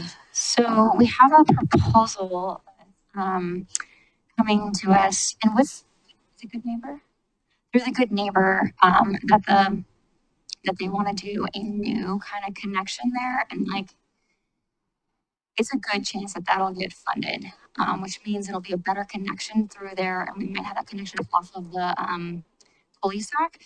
Where's that? What's the name of that police act? Minthorn Loop. Is it Mentor Loop? I think so. So they're looking at a new potential entrance into the park there, which would then remove that from 37th. But that only works once the boardwalk is built, right? That only, I mean, yeah, I'm totally familiar with that loop back there. And I know that Jeff Tolentino talked to me about that. And, you know, I think it'd be great to have an entrance there and an access through there, but that only works once the boardwalk is built, which is probably a 4 or 5 year project, right? Yeah. We have a good neighbor.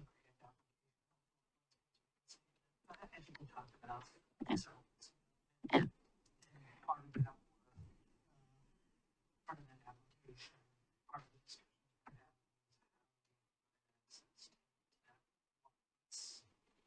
what's the safe way to get to the boardwalk? Yeah. And access. Oh, I'm sorry. Should I start all over? I thought I had, Yeah, so we're gonna be working with the applicant on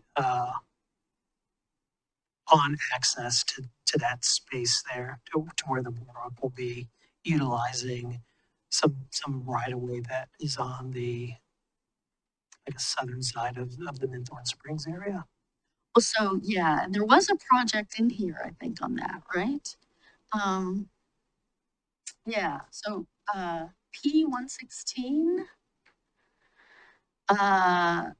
Southeast Binthorn Loop, is that construct a 8 to 10 foot bike on-street pathway? So is that what we call the berm? Is that this existing right of way Yes, on the south side of Binthorn? yes. Okay, so to connect that from 37th back to yeah, I mean, that'd be a great project. That'd be a great project. It's all, yeah, anyway, okay.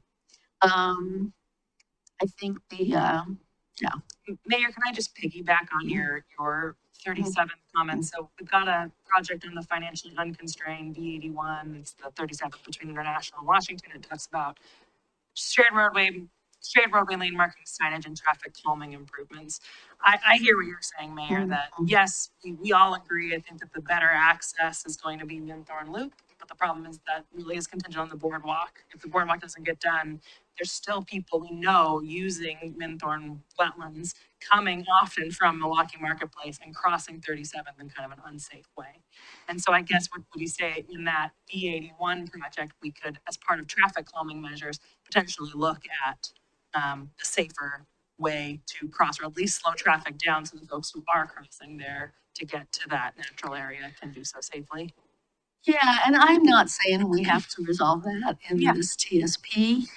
Patty from the Wetlands Conservancy has a camera. She's trying to count how many people are coming in that way. So I think we'll have some info soon. But I think more people are crossing there than folks realize. I really do. There's a lot of people who walk in there, and I think more people are crossing there, and an unmarked kind of odd place to cross. And the number's gone up, I think, since 7 Acres opened too. It's a close place for the people in 7 Acres. Yeah. So, anyway. Okay, other people have questions? Am I the only one?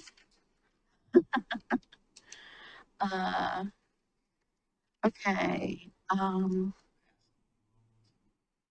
did you? Okay. All right. I think that's all of my questions. Councilor Stavengard, anything from you? No, thank you, Mayor. Just enjoying the conversation. Thank you. Council President. Well, you can enjoy a little more. I just wanted to say a huge kudos to all the folks on the TSPAC and the Planning Commission. That was relatively painless. And I think it reflects all the hard work that you did to dive into these maps, dive into these projects from the very start. It's been such a pleasure to work with all of you on the TSPAC, and you should be really proud of the plan that you put together. And to our staff, we've had to respond to 1,001 of my emails and all the other things that planning commissioners and TSPAC members throw your way. Really, thank you. Like, this is a lot of work, and I'm really, really grateful to be able to work with you on this. Well, thank you. We're gonna have a big party when this is over. I'll tell you that. We're gonna celebrate. Councilor. Yeah, although I hate to agree with the council president on anything, I will in this instance, because this had so many moving parts, and it had a false start that I was concerned about after, the comp plan and the code amendments and that kind of thing. I didn't know we were ever going to get started, but it finally did get started, and it reflects things that I think the council president has talked about. Just the number of eyes and the amount of gray matter that has gone into this is just really mind-boggling. And there's a thing in economics called the wisdom of the masses. And so there was a mass of people involved in this, from the advisory committee to the technical committee to the planning commission and to the council, who had a lot of great questions. And I really appreciate the council president's embedding himself in this whole process, because as these questions come up, he's been able to provide us the context about why these recommendations came forward, which is very enlightening. But I just think that it's it can be difficult when you have a mass of people looking at things, but you can also benefit from that many eyes and looking at things. And I think that this is a good product, not a perfect product. It's going to evolve as we go, but boy, I think it's a great starting point. So I'm really pleased. Thank you. Yeah, I do. I agree that it's a great product. I did find some more questions while you were talking. Talk too long then. One question I had was back in our North Milwaukie Innovation Area Plan, we had a call out for a pedestrian bike connection across the railroad, like at Calvin. I mean, it's sort of, I don't know, Calvin or Boyd or somewhere in middle of Ardenwald. I'm a little surprised because I know Commissioner Sherman is kind of a fan of that, and kind of that it didn't come up with earlier, but there's no project for that, right? Yeah. Malcolm or, Got removed. You take I it mean, removed. I'm looking at the Just the complexity of the. Okay. head projects list, not seeing anything. Okay. Yeah, well, I guess I'll say yes, there was a lot of discussion. There were a couple of different connections across the railroad tracks, pedestrian connections. They were, if you go back to our needs and gaps memos, you'll see them reflected in there. When it came to actually kind of cementing the projects, however, as we went through our kind of internal review, there were a handful of projects that we just recognized were a little too aspirational, perhaps, and the complexity of getting an at-grade crossing across the railroad tracks, just based on how experience has led us in the industry. Railroads are meticulous for preserving their right-of-way, and crossing opportunities like that are almost always met with requests to close existing crossings. And so I think from the technical perspective, we just kind of felt like the aspirational elements were just kind of too great to overcome. And as a result, they didn't continue forward in the project as noted. But that, like I said, we could debate it some more. You put it back in the list. Yeah, yeah. I mean,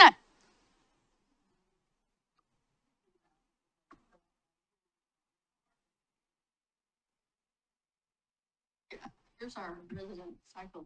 Yeah, this is, I'll say, I have some other projects that I think maybe are pie in the sky projects, but I think it can't hurt, even if they're at the bottom of our tier 4, it can't hurt to have them there. If a grant ever does come up, I think it is helpful to point to, while it was in our TSP, even if it doesn't happen. But you can push back. I would say if we were gonna put it back in, we would need to do it would have to be an above, we couldn't do an at grade. There's just, that's where I'm saying, right? So yes, we could do high in the sky, but really realistic, if you would need to think it need to go up and over and be ADA compliant. That sounds lovely. In tier Yeah. 4. Exactly. So.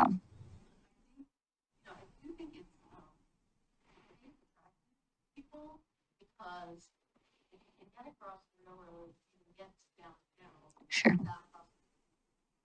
Sure.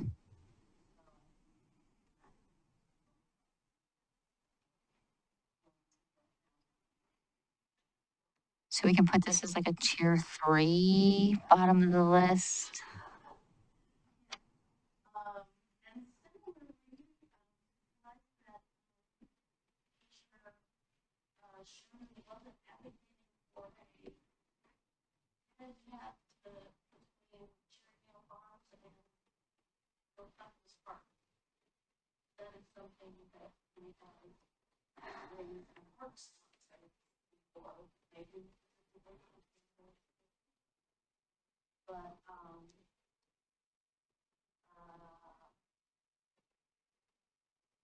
yeah, there was some, I heard that, and I've heard that. Oh, sorry, line off again.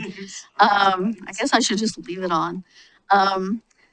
I've heard it from other people too. I don't want to say it's just Commissioner Sherman. I've heard it from a few people that live at that end of, not just Cherokee Farms, but live at sort of that end of the Lake Road neighborhood, that if they could have an access, the ones, ironically, the little carve out of not in the city of Milwaukee, that neighborhood that's the Casa del Rey Drive and stuff, they actually have a crossing, they have a pedestrian bridge over one of the creeks and have an access to the park. But at the time Cherokee Farms was built, there was some discussion about future potential for a ped path into the park. And so I just want to put that on your radar screens. Yeah, we can put it on the list to talk about. Okay, For sure. great. All right. So this went a lot faster than I expected. So I just want to clarify what we're doing on October 21st. Because I think that we've got a series of suggestions that were sent by the council president. Is the plan then for October 21st that we're bringing back our responses and analysis to those pieces? Were there any of those you wanted to talk through tonight, Laura, so that we, again, I just want to make sure Yeah, it's a we're good- being as, and you guys know the aggressive timeline. So I don't want October 21st to roll around and then we open more cans of worms that maybe push us off this timeline we're on. Yeah, I think that's a, I Don't think worry. I think that's a really good question. Yes, there's a lot of stuff that Counselor Anderson said. Like, I will just show you, we have been working all day on collaborating with this, but I'm not ready to say, yeah, we're gonna do any of it. But I will say that I think that there are a lot of good ideas in there that we all kind of collectively agree, but there's also some things that we need to talk about.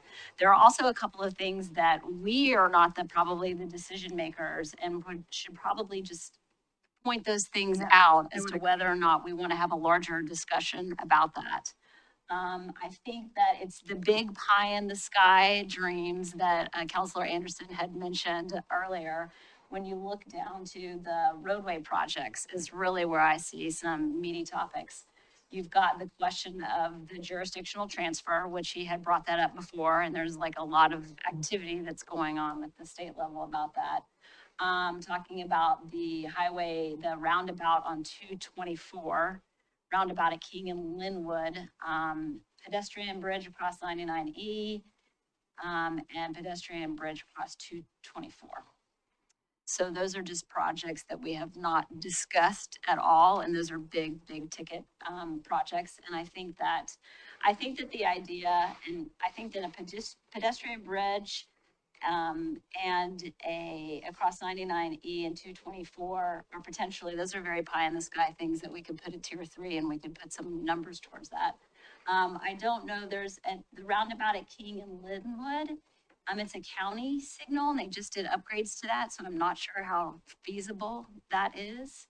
And then the roundabouts along 224, that's a much larger conversation. So those things are the ones that I'm not exactly sure if we're gonna get those resolved or how we can deal with those, but we could talk about it a little bit internally.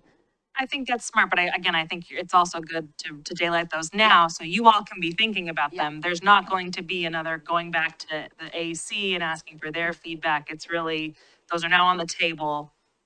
What do y'all think? And we're gonna need direction on October 21st. Is that a fair Well, I way mean, to I say it? think the jurisdictional transfer is a big conversation.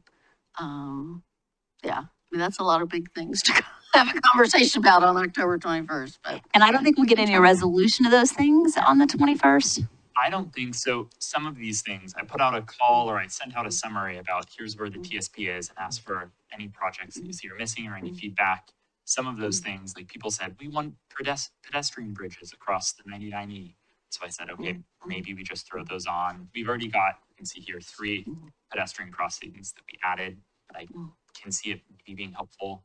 You all can correct me, but my thought was it's helpful just to name the project at the very least. Same thing with the jurisdictional transfer. I don't think we have to make a decision if we want to transfer or not. But for the state jurisdictional transfer advisory committee, you get an additional points in your application if it's mentioned in your TSP. And so we may as well mention it, regardless if we're going to do it or not. Just the fact that we mention it sets ourselves, it keeps the door open for if we ever do want to do that. I hear totally what you're saying, Council President, but I'm full of philosophical questions tonight. My philosophical question is, by putting in the TSP though, is the city saying we endorse this as a good idea? And so I wonder if for these biggies that, yes, you've heard from some constituents, but we have not had a broader conversation. Right. If instead we could add them, so that's placeholders marked, but it's framed in a way of like study feasibility of, explore further, I leave you to the smart minds here. But I think if you just put in there jurisdictional transfer of 99E, that might imply the city of Milwaukie endorses, that's what we want to do. And I don't know if we're at this stage in the process going to be able, I mean, that's a policy direction piece, but I don't think you've had your community conversation about that. It wasn't on the list for. Right, and we don't know, I mean, we don't know, let alone the rest of the community, what that means, what that costs, what the trade-offs are, what that means. Well, and pie in the sky, we're getting a little ODOT-ish right now with our project list here, right? So let's kind of, because what I don't want to do is spend so much time on projects that we know we have no control over, and then spend an exorbitant amount of time on these things.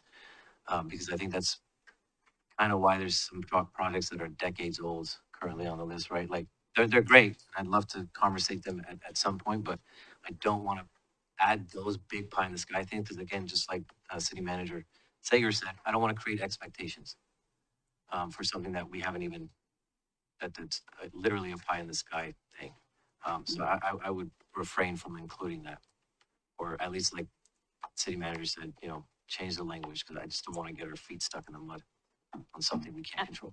And I'll just say, it really was a question, because you guys might disagree that maybe the inclusion doesn't indicate that sort of city endorsement, but I could kind of see the interpretation there.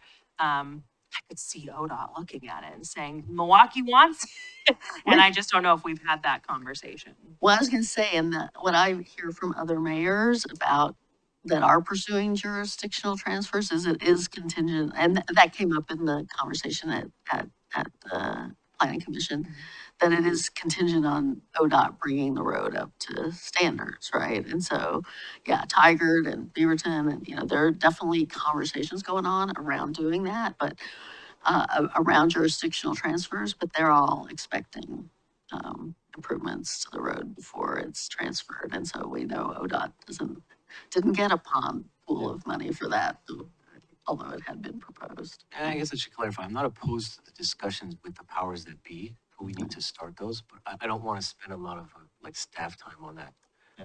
With us creating a whole thing, because then knowing that ODOT could shut it down at any time or just say no or whatever the case. But I wouldn't mind the conversations started with the powers that are involved, with the stakeholders involved, but I just don't want to devote too much time on it. The only reason I add these projects into this list is I've seen one for the JT. If we ever do decide to go that way, if the state does create a pot of money, it really does benefit us to have a line item in our TSP. And it could be a study, it could be whatever, but some indication that we have planned around this. It just keeps that door open. With the big projects that are really pie in the sky, like the pedestrian bridges and what have you, I've seen in the state legislature, as appropriations are being made, 20 years is a long time. And sometimes I've seen state legislators go to Ways and Means trying to advocate for certain projects that maybe seemed fantastical at one point that aren't in their city's TSP. And it's just more of like an uphill road to climb. And so my thought with raising these things is not that they necessarily would get done, but it leaves the door open for those, and it prevents a future problem of, well, that's not in your TSP, so you must not care about it. But I would agree with Councilor Gusarati. I don't want to have to add, I balked at the idea that I created so much work for you all today. I'm sorry about that. And I don't want to create a long conversation about should we transfer or should we not. I just want to make sure that we're prepared for dollars that might fall out of the sky. And I think it's good. Maybe we'll talk internally about whether or not there's a way to have a little bucket. We're not going to call it the pie in the sky bucket. We'll be more sophisticated than that. Exploratory. Exactly. Tier 5. Exactly. Ideas. Exactly. Aspirational projects. Yeah. We could have that. Or we could just call it Tier 5, Council President Anderson's ideas. Yeah. Oh, no. Jetpack rentals, yeah. Will has delivered 0 out of 0 projects on Will's list. Thanks, man. The one project that I don't think, or the set of projects that I don't think would go on Will's list, there are a few bike projects that I added. We talked in the TSPAC about our bikeway bucket and how that would cover a road like 29th, and so we don't need to have it be in the unconstrained list. But I do think that a generic project that can be really vague, that just says improvements along all of the identified classified bikeways. I went back to check. I think all of the pedestrian classifications have them. The bike lane was the only one, or bikes on those roads were the only ones that were missing it. Yeah, those are really good catches, and I would agree with you. So we could develop some little small projects to fill those gaps. Thank you. There we go again. I wanted to ask, are there any projects in here that are about freight? No. That are about improving freight movement or anything like that? It's funny because in 2007, that was a big topic of conversation, and especially in the North Milwaukie area. Yeah, there's lots of projects on the larger list, but nothing that fell into the tier 1 financially constrained. Okay. So If you look on the very last page, Uh-huh. F1, F3, F5, F6, F7, F8, they just all fell to the Is the there an bottom. F? I've never even Look at seen the very end. of very the end. of this. The very end of attachment TV? 783. Well, it's all of the attachments. Okay. and almost every one of those projects came from the North Milwaukee Innovation Plan. So there's not a lot of fresh freight projects on here. Okay. There are a lot of holdover projects from the current TSP. And we did have freight representatives, 2 different freight representatives come to a few of our meetings, but this is very heavily bicycle and pedestrian focused, and they were more particularly interested in talking about that. Okay. But they didn't identify needs that hadn't been They did called not. out by anybody else or anything like that? They did Okay. not. Okay. Okay. Thought I just had another question and now I've forgotten it. Okay. Well, we'll be back on the, if I think of it. Oh, I know what it was. I was hoping, so there was like reference in the materials to, in that memo you have at the end about, what is that memo at the end? Is it the regulatory solutions memo? yeah.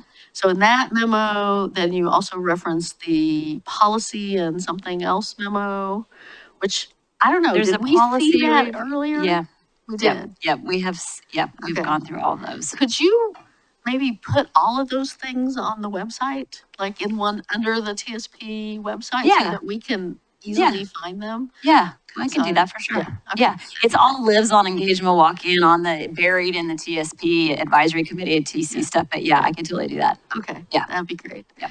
I mean, there's one issue from last winter that I feel like I'd asked for some follow-up on and we never really followed up on, which was the suggestion that we get rid of classifications, road classifications, A, B, C, D, E grades, and we somehow measure road success in other ways. And I never really understood what the other ways are. So whatever you can do to explain or to point me to the explanation of how that's supposed to work if we're getting rid of how do we know and how does the public know? How is there something understandable and digestible to the public and to the planning commission and future applications and all those things if we get rid of the letter grades for failing, for Oh, for intersections? failing. Okay, Yeah. gotcha. Yeah. Okay. Yeah. And even tonight earlier in the SDC discussion, the SDC consultants used those as, if your intersection is a C and you're going for, anyway. So I mean, that is so much inherent in the way we've always talked about this that, I'd like to see what we're proposing to replace it with. Good question. We'll come back with an answer. We're working, actually, we had just started drafting. That was one thing that we realized, that we had written up all of the classifications along with the classification memo. We had forgotten to include the roadway classification description. So Ryan's actually been working on that. So we will bring that back to you all. Okay. Yeah. Great. Okay. Oh, Council President. As we opine on classifications quickly, can I raise some of the things that I talked about in the email? I think that there are a few, we even touched on some of them today. Mayor Beatty, you brought up the crossing on 37th is one that I think we need to upgrade in our bike classification. There are some walkway classifications that I think we need to improve. You were saying, Matt, that it's still possible to make these tweaks, or okay. I think just to quickly summarize it on the dais, if there is any need for discussion here, 40th and 42nd are two routes that we kind of mentioned for pedestrians walking. 42nd is the one from Washington up to the Milwaukie Marketplace, and 40th is where we're doing CIP investments. I think upgrading those in the pedestrian classification would reflect kind of the priority that those streets have for pedestrians. Similarly, there's projects to create a path from Willow and Howe connecting the two of them. And if that does get completed, I know some of our classifications are kind of aspirational. I think that we should have an aspirational classification there to make that a neighborhood walkway and bikeway more continuous throughout there.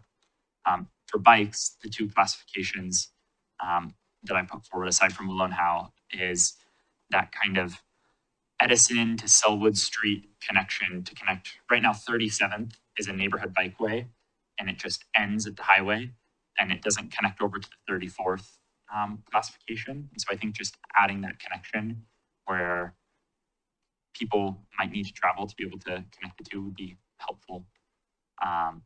The other connection was, Sorry, I know we talked. Councilor, can I, before we move on that one, that was a question that we had collectively as we're going through your list of comments earlier, and this might be something we can confirm offline just with a map, but I think we were just wanting to know, in some cases, the specifics of that route and how far does it go beyond 33rd. So we don't have to get into that one, but I just maybe expect a comment back from us on clarifying what you really mean with that particular comment. Yeah, I think the bigger idea is, like the mayor described, bikes are using that connection on 37th. And if we want to make 37th a neighborhood bikeway, just to have that connectivity demarcated as well. The only other bike one was on Home Ave. We had talked before in the TSPAC about how there's a diversion at Park and Wood, because that's what Strava data indicates bikes using more predominantly. I think going back and looking at the policy document where we say we want to minimize out of direction travel as much as possible for bikes, it just makes more sense to make it all the way down Home. And I could imagine bikes divert off Park and go on Wood because it's slower traffic or they feel less comfortable, but I don't think that that is necessarily indicative of a preference so much as like a deficiency in our classification. So we don't have to, again, it doesn't have to be a perfect classification, but I think it's better to denote it that way.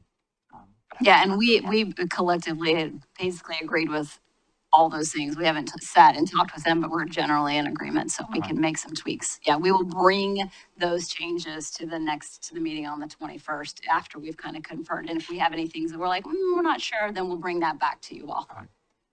Here are the spicier reclassifications that maybe we all discuss. Some of the car reclassifications. The ones that are not really controversial, we had talked in the TSPAC about using the multimodal travel priority arterials outside of the town center along Lake Road, King Road, Linwood, Harmony, because those are all bikeway and walkway major routes.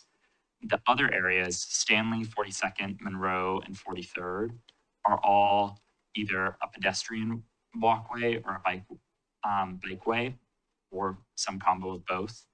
And I know especially on Stanley, we've had talks about how, because its designation as a collector, like implies certain treatment types or constrains us in some way, it might be helpful to change that to a neighborhood route. I've talked to a lot of folks in Llewellyn about that one particularly, but I could also imagine Cape Monroe, as we're doing all of these improvements on it, it still remains a collector. That poses some challenges in what we're trying to achieve there. Yeah, that's the one that we were gonna talk about the street classifications a little bit more, because those are a little bit more complicated, I think, than the other pieces that you have identified. But so we'll come back with some thoughts on that. Consider it daylighted, colleagues. You referenced, Stanley, you were talking about Stanley north of King Road, though?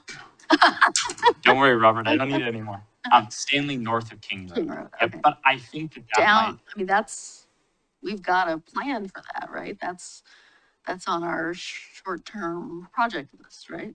I would say what we've heard from, as I've talked to Nick or Philip or the folks in Milwaukie who are working on the Safe Routes to School project there, I think they were struggling with the classification and ways that cars use that street as a thoroughfare when there is the school that they're trying to get to there. And I think they felt constrained in some of their abilities to treat the road. And I think frankly, that also might apply to the whole length of Stanley, where we're also doing now sidewalk projects to access Linwood Elementary. So I think it might make sense when we have Linwood that is higher or pretty adjacent for cars to drive on, that's the street that we direct them to, or at least demarcate in our transportation maps. But maybe staff will have more to comment on that too. And we can follow up with Jen on that, because I know she's had a lot of thoughts and conversations about that. I did want to follow up on Stanley sidewalk, because the planning commission talked about that. So that was something that got downgraded, as I recall, from constrained list to non-constrained, but it stayed on the constrained list, but only one side sidewalks or something. What was the resolution on that one? Yeah, it's project P43. And we modified it. So instead of sidewalks on both sides, curb type sidewalks on one side. Okay. And which side is Left not open. important at the moment. But yeah, and that's where in doing so, it cut the cost of that project down Okay, by Oh. almost half. And but we kept it on the constrained yeah, list. it's still on the Okay. constrained list. Okay, Yep. great. Okay. All right. Oh, Mayor, I've got to ask an elephant in the room question. So this has been great. I think we have a game plan for October 21st. But I'm going to go back to something Matt said about this 27 million target. That's the 125%. We are already 2 million over that with the PC's list. And we may be adding some more sprinkle things from the will list. Sorry, those aren't added to the constraint. constraint. Okay. That's just Okay. projects to add on the TSP. Just to put it on the list. Okay, so but we're still 2 million over. What's the plan? How do we cut out 2 million so that we can get this to an adoptable format? And what does this body need to do to support you in doing that? Oh, gosh. Well, yeah. So, I think in a lot of cases, we could just target a particular project or two. I mean, there's several on here that are in that price range that would remove it. The question, however, is, it's basically just shuffling the deck chairs, right? It's not, we're getting rid of the project. We're just recognizing that we probably don't have the funds to outright assume we're going to be able to afford it within known funding limitations.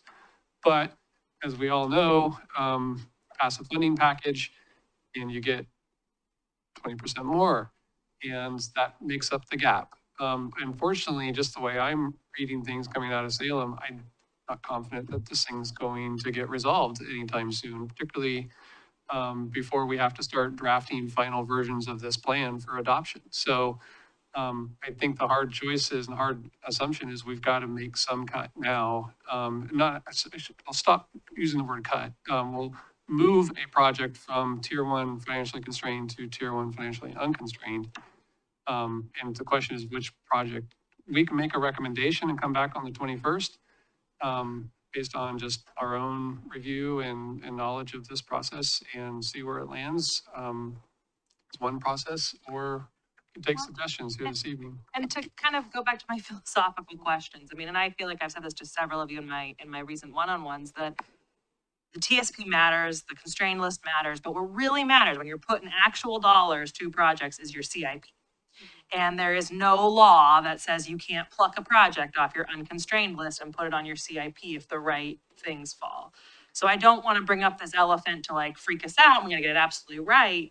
But I do think we need to talk about, are you comfortable with staff proposing what might move to that unconstrained? And again, it doesn't mean it can't. You know, I see even the $4 million mini roundabout at the worst intersection in the world. It's so important, but that's an easy way to just get this down to the number we want, and then we get the right things fall, and boom, you have it. Or do you guys want to weigh in, and is that more of like a policy statement you want to make? The constrained list is really our top priorities. I think we need to sort of define that, otherwise, or talk about it on the 21st. I mean, I'm fine with staff making a recommendation or maybe making, you know, a couple of alternate recommendations for us to think about. Yeah, I would say if the legislature doesn't have this figured out by the 21st, either yes or no, we're in a so I think the 21st, kicking the can down the road till then. If you bring recommendations, and if the bill passes, if you bring funding scenarios that might create additional opportunities, I think that is a good time to decide. I'm good with the staff bringing recommendations. Yeah. Yeah, I'm okay with that. I mean, it would be nice to have T-SPAC input too on some of that stuff, because I would hate to just, you know, have recommendations and then not have the advisory committee see those too. I don't know if that's too much to ask for, but I could send that to him as a courtesy, but we just don't have the time to take things that's fine, back. as to long the as they T-SPAC see at it. this As long point. as they're Yeah, I they're- can absolutely that way they do can that. engage with some of the questions too, and if they have any concerns, they can let us know and we can bring that to the What I rise. could do, what I could do is I can send them the packet at the same time that the packet goes to council and say, hey, this is something that we had to consider. And so if you have any thoughts about that, please, you know, come to city council and share your thoughts. Yeah, I mean, I felt that way about the planning commission comments, right? The planning commission changes, like I wanted them to know those, the TSPAC to know those were made in case they want to come here and talk about that. So I mean, sort of calling that out for them in an email, I think would be great. Yep, I can totally do that. Yeah. Okay. Is that it for this one? All right. We should ask you guys. That's it for me. I gotta pour over these things between now and the Yeah, 21st. if I can, just real quick to make a comment, I love the questions, but I do feel like for the sake of efficiency, there's a lot of questions that are minutia. And that could be answered in an email or in one-on-ones as opposed to, because then it almost feels like, you know, two of you guys are asking questions, three of us are sitting, waiting. And it almost feels like a one-on-one with you guys and staff as opposed to a council discussion. Because I mean, some of these questions, there's not much discussion that we can, because they're, like I said, minutia. So it'd be great if some of these questions could be answered or asked prior to the meeting. So we're not spending 45 minutes on questions that really only one counselor is concerned about. No. Just for efficiency's sake. So I'm sitting, me and Robert are sitting here like, I mean, how do we contribute to a conversation when it's more minutia than? Well, I don't know that it's so much minutia. Well, I mean, there a was few lot of- there things was a lot might of history, like, qualify oh, we as went back to, we used to do this, so minutia, but just for efficiency, I think it'd be. Maybe we talk about it in the council retreat. yeah. Yeah, I do appreciate getting the large printed copies. Cause, anyway. Okay, Thank you all. 10 minutes? 2 minutes. 2 minutes, okay. So We need a short break, so we'll take a quick break, 5 minutes.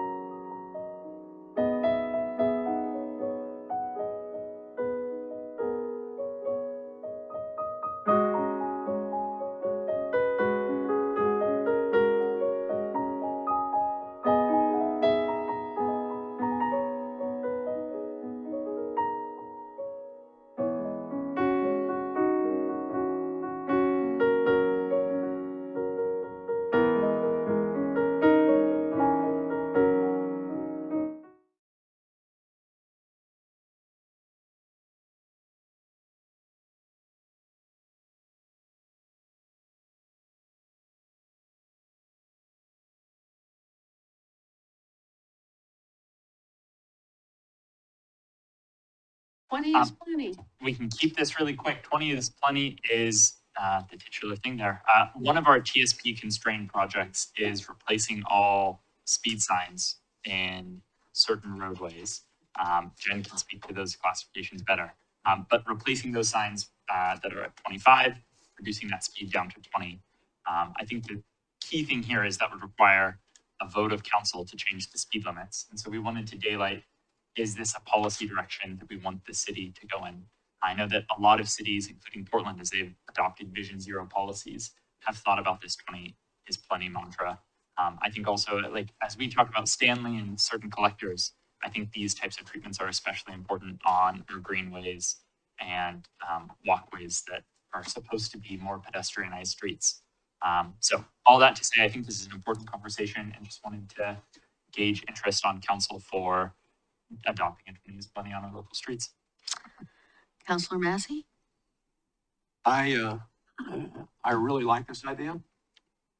However, I think it's more complicated than just let's bring it up for a vote next meeting, because this affects virtually everyone in the city.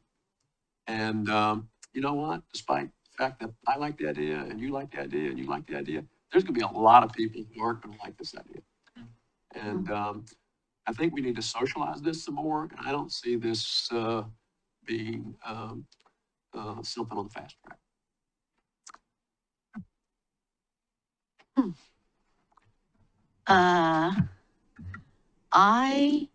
Did you want to weigh in?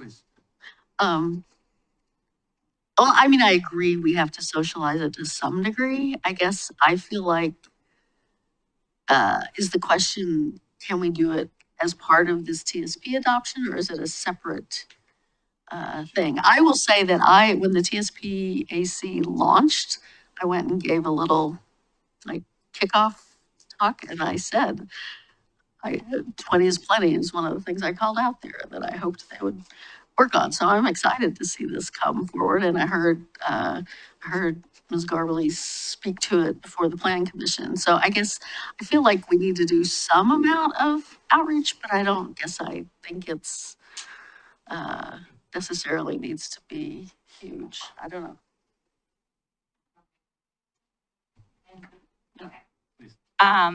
I would say I purposely actually brought this to the TSP because of that ordeal of, I didn't want to make a one-off on a street that says, yeah, this street will go down to 20 is plenty, right? So we've had several conversations with the TAC, with the Planning Commission, that no one has opposed to dropping it to 20 is plenty.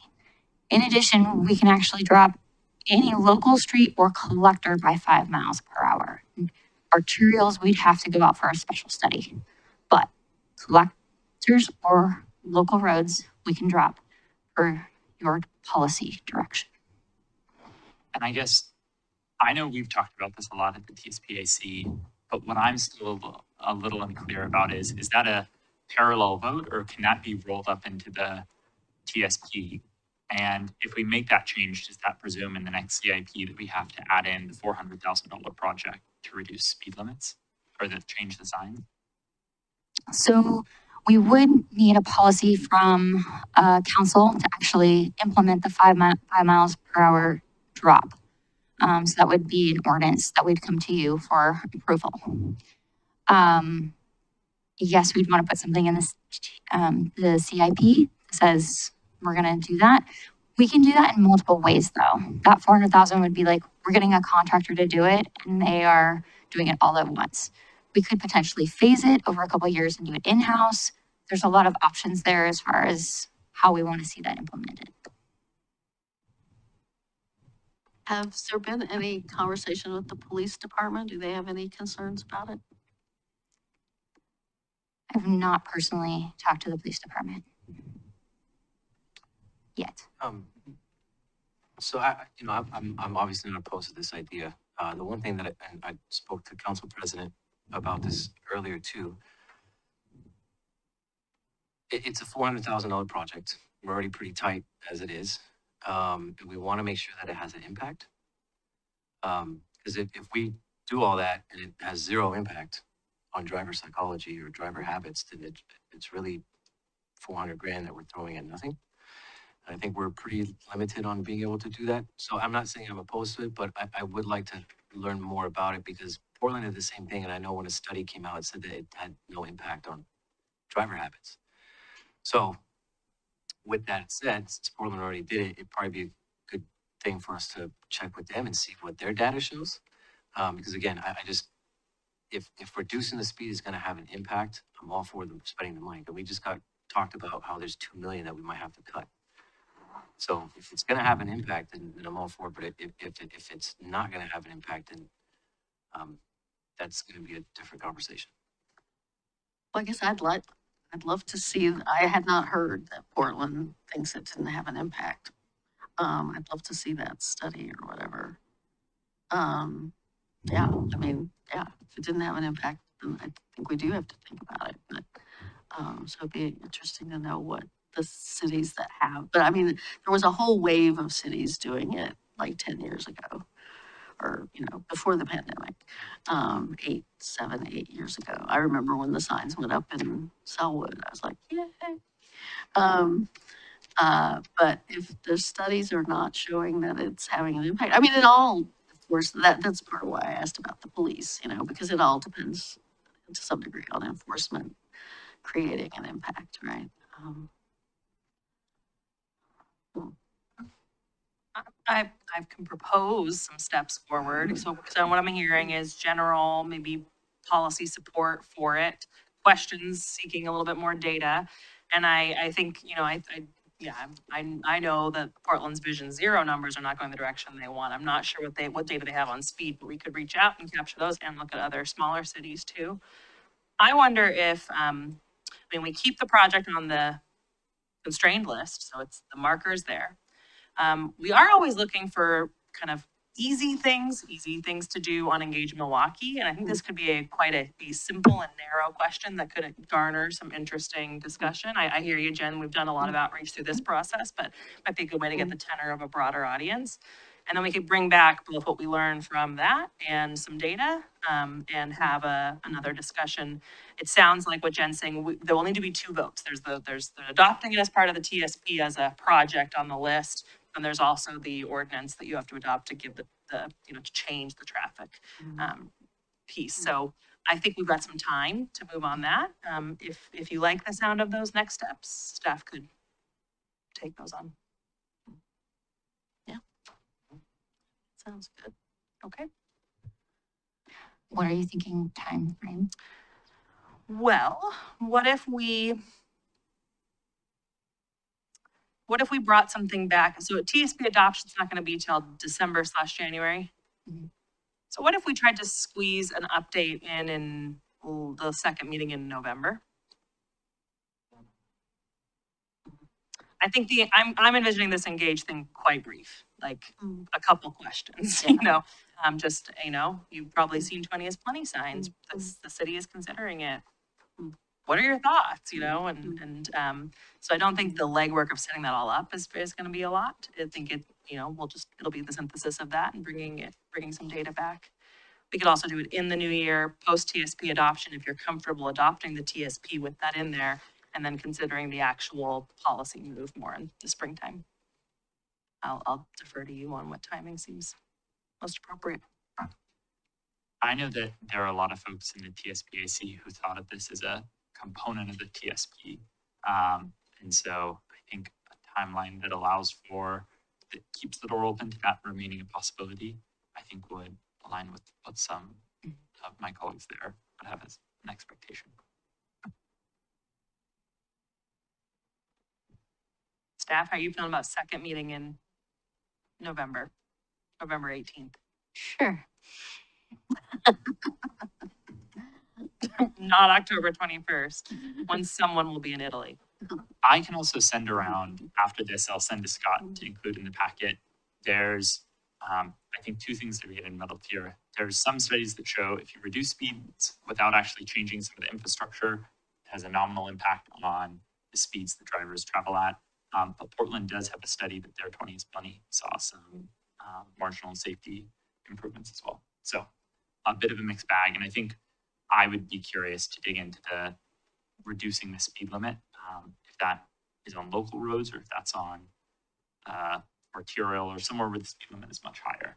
If you're reducing a 60 mph to a 40 mph, if you see actual changes there. So I'll send these 2 links out under council. Okay. Okay. I think we have a plan. All right. Anything else on that? Okay. All right. And that just leaves us with council reports. Council reports. Yeah. Councilor Koshabani.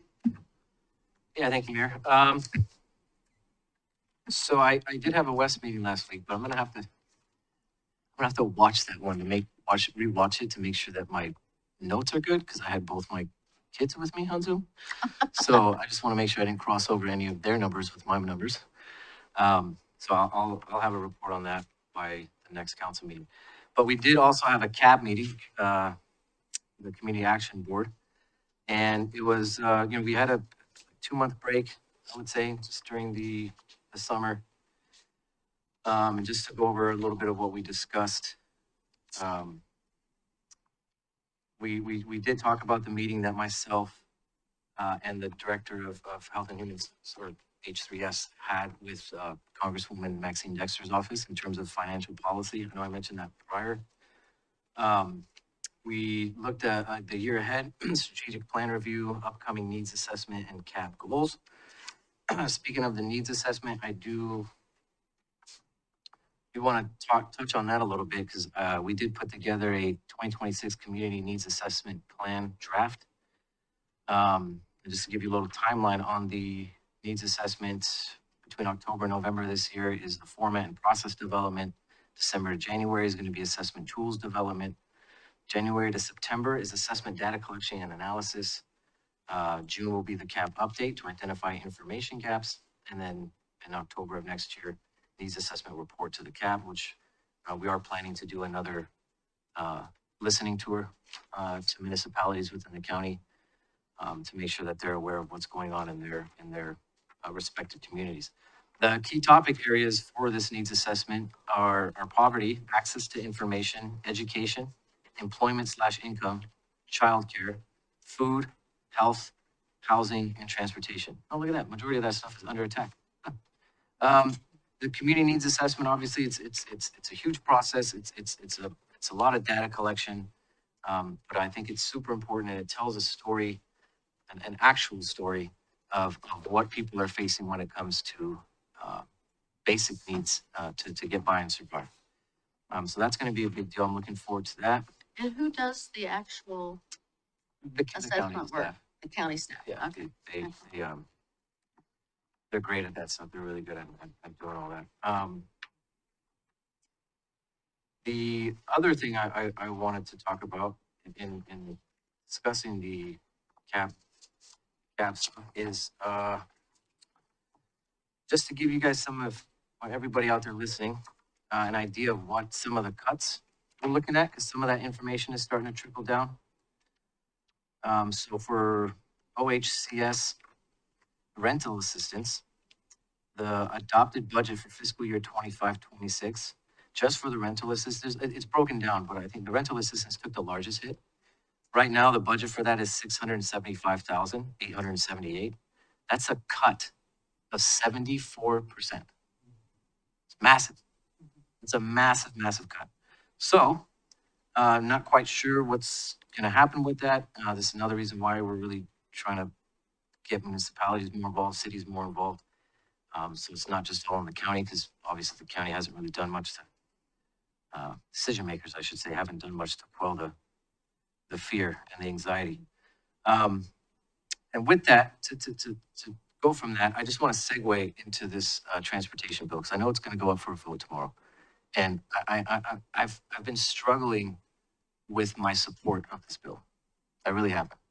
And really because, and kind of, what put the cherry on top was an Oregonian article that I read this morning, and how it's disproportionately affecting EV drivers.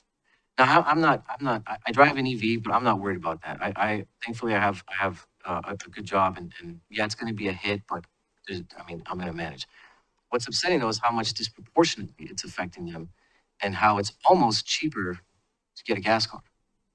So I'm kind of curious, like what happened to the climate goals? What happened to all this, you know, the progress we were making in terms of that? And for a state that prides itself on equity and diversity and inclusion, all the things that we hold dear to us and that we value, I mean, this is a pretty inequitable bill here. There's no low income out. So if you're somebody who's a DoorDash driver, let's say you just bought a little old EV, because it's all you can afford and you're trying to save money on gas, well, you're going to get hit. Already, your registration fees are double. And that's fine. I get that. We got to make up the gas tax. But under this new pay per mile road usage fee, which the Oregonian reported would be about 2.3 cents a mile. I've had my car for 2 months. I've already driven over 3,000 miles. And you can opt out of it for $340 for the year. So you're going to pay, I paid over $600 for my vehicle registration on a 2017 Chevy Bolt. Okay, when I registered that car, I had to pay for registration. It was over $600. Based on this, on this article and these fees, it's going to cost me an additional almost $700 in that same span of 2 years. So to own an EV, it's going to cost me about $1,300 in 2 years to own that car. For everything that we attack the man in the high castle sitting there doing, you know, we don't really do a good job of holding our part accountable either. Because I don't see anywhere where ODOT is held accountable, A, for their budget bungle, which was a $1.1 billion hole because of bad math. And then B, we are going to throw more money at the issue thinking that it's going to do better. Like it's kind of hard to say, hey, you messed up. We're going to go to the people over here and get more money for you to hopefully not mess up again. And I just don't see a lot of measures in place to ensure that, okay, so the governor can fire the head of ODOT, but is she going to? Maybe if her political future was on the line, maybe she would. But I don't think she would do it if it necessitated it.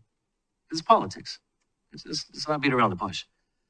So I'm struggling with it because I don't want people to lose their jobs. But I feel like they put all of us, ODOT's mismanagement and the state legislature at the time, not saying this current rendition, but at the time, had the pie in the sky type of thinking, and this is why we're here.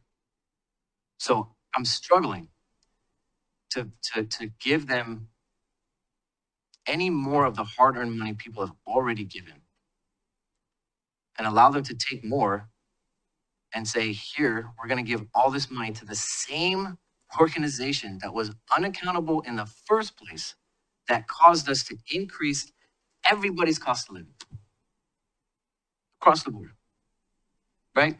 So I struggle with that because I feel like it's a competition of values. Like, what do we care more about? We say we care about the climate, but you're penalizing EV drivers. And then on the other hand, we care about cost of living, we care about low income, we care about these things, but we just increased it quite heavily on people. And we're expecting people to just be able to make this work. So I'm struggling. I don't want people to lose that job. I know it's a difficult situation, but I feel like the state, once again, really put us in the corner to where it's like, well, do you want people to lose their job? Yeah, well, it's your guys' fault. You guys messed this up, not the taxpayers, not the people paying the bill. So I want to rescind my support for this bill. The only thing holding me back are those 500 plus employees who are going to lose their livelihoods. And I can't, I'm not okay with that either. But damn, something has to be done with accountability in this state because this is getting ridiculous. Well, I would offer the council president the opportunity to educate us on whether there's anything in this package that is, I mean, there was a lot of talk in session about some ODOT accountability measures being part of it. So I would invite him to educate us on that, if there's anything like that still in there. I'm really curious to read the Oregonian article. So Send it it to you. was saying that, I mean, the $1,300 over 2 years is more than somebody's paying in their gas tax, an average person is paying in their Yeah, gas so I'll, tax. I'll pull it up right now. That's basically what they were saying is that it's gonna be more expensive. It's cheaper to have a gas car with this new Wow. transportation. bill. And That's, this is what that doesn't is- make sense. it does right? not make sense. And this is, I mean, I do think the EV drivers have gotten, have not carried their weight, so to speak, up to now, but yeah, that does not make sense. Do you have any insights for us, Council President? I get you the fun role of defending ODOT. If someone's wrong, they're wrong. Yeah. Everyone is entitled to a defense. Yep. Yeah, this is my John Adams moment. I would say, so ODOT has done over the last 2 bienniums, they've already cut hundreds of jobs. They're an agency that I think is hurting as is. I still cannot explain the accounting error where you lose $1 billion. And I don't know enough about that story to like truly understand what the problem is. Since the start of this session, ODOT's had 2 different audits on it. I think the governor is really trying to push down on it. Because if you say, how do you feel about ODOT, average Oregonian, I think people would be displeased. I have sympathy for the area that I think I have sympathy for ODOT in is, like Councilor Khosrowshahi was saying, in House Bill 2017, we required ODOT to deliver projects, and we did not give them the funds to actually deliver those projects. And so now they've been taking out debt to start to scope and deliver those projects. And now they're paying more in debt than comparator agencies across the West Coast. And so in some ways, this is the legislature's like problem that they've pushed onto the agency. And I think it is a really difficult problem to unwind. You have to take back promises that you made back in 2017. You have a muddled like form of constituencies who will complain about their project that's undone. I mean, what would it look like to go to Clackamas County and say you no longer get the I-205 widening, but Portland is going to get that? There are a lot of legislators who, I mean, just talk about some of the dynamics. There are some Republican legislators who will die on the Rose Corridor project. They need to see it done. That's about half their caucus because the troopers really want it. And about half their caucus say, why are you wasting money in Portland when you should be spending it in other parts of the state? And so I think that ODOT, there is like 2 things happening. One, ODOT has had some real problems in mismanagement. I think that more accountability is coming. Just like any accountability metric, it's hard to wave a magic wand and make ODOT accountable, but I think that there are people pushing ODOT in that direction. The larger kind of fiscal problems that ODOT has are unresolved and unresolved in this version of the bill, and will continue to be a problem that our legislature is going to have to address. It can't be ODOT alone that fixes it. In terms of this EV question that you raise, I know that when Kelly Brooks has talked about this problem, she has said the intent of the bill and the RUC is to have EVs pay their fair share. And I don't know exactly how ODOT cuts their numbers. I think they said for certain types of EV drivers or for certain amounts, you're paying less, for certain amounts, you're paying more. The article certainly made it seem if you're driving the average amount, you're paying more in an EV than you would a gas car, which seems antithetical to our climate goals. So I do think that there is work that needs to be done there. But I've heard from people who, I hold Kelly Brooks in high esteem. And I know she was involved in like trying to figure out the balance of all of these numbers. And so I like put a pin in it. We'll come back to it. I don't know exactly what it does. But I do think that, I mean, the environmentalists have been saying this since the start of this package. This package does not deliver for EVs and our goals around electrification and our multimodal system that will reduce VMT in a way that we would like to see as a state. And I think that that's a real problem. So it is, like you're saying, Councilor Khosrowshahi, a short-term fix that saves 500 employees their jobs and keeps the roads plowed this winter. But there's a lot more work that needs to be done. And I really hope that our legislature continues to do it. And I would say kudos to our Gamba, who I think has been leaning in on these conversations and has been pushing for both EVs and just a package that he is, a lot of legislators are not willing to confront how tangled of a system it is. And I think he's willing to have that question, or call that question. Yeah. That's been great. And same with Rep. Inez Hartman. Okay, other council reports? Seeing, I okay, can go. okay. Oh, sorry. Oh, Hannah. no, I'll go really quick. I have a few things. I talked to the district director for Rep. Bynum's team recently and flagged for her the grant that we received on Harrison that we received in name only and have not actually received. So her office, Mitch Milwaukie and Wyden, and every other federal delegate under the sun will be hopefully digging into this a little bit more. well, I will tell you sort of, we got some kind of indication yesterday that might be moving. Okay. So, I'll we don't follow- know definitely, and it was sort of like, keep it mum for now, but we got some indication that it might be moving. That is good. I'll follow up with Jen. The other, we talked about this a little bit as we talked about, I'm forgetting where I had this conversation, but I thought it was on the dais. The Safe Routes to School program, we did not get money for Stanley last cycle, but we're gonna have the project team for Safe Routes to School meet with our city staff and talk through where we could improve our application or where some challenges let in the application last time. So hopefully you see some progress there. Thinking of neighborhoods, I wanted to flag that I'll be doing a town hall in Ardenwald on the 29th. If people want to come, if all the people who are watching at the 9 p.m. hour. The other flag that I had was a constituent reached out, Lisa Rousseau, who you all might know from Bridge City Improv. She reached out with a family friend who owns a business called Pushcart, which is a cannabis delivery service. And she had raised this idea that Milwaukie opt into allowing cannabis delivery from jurisdictions outside of Milwaukie.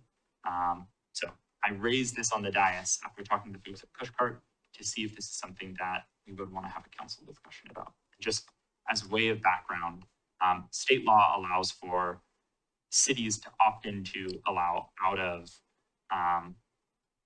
city delivery of cannabis products, but you have to opt into that.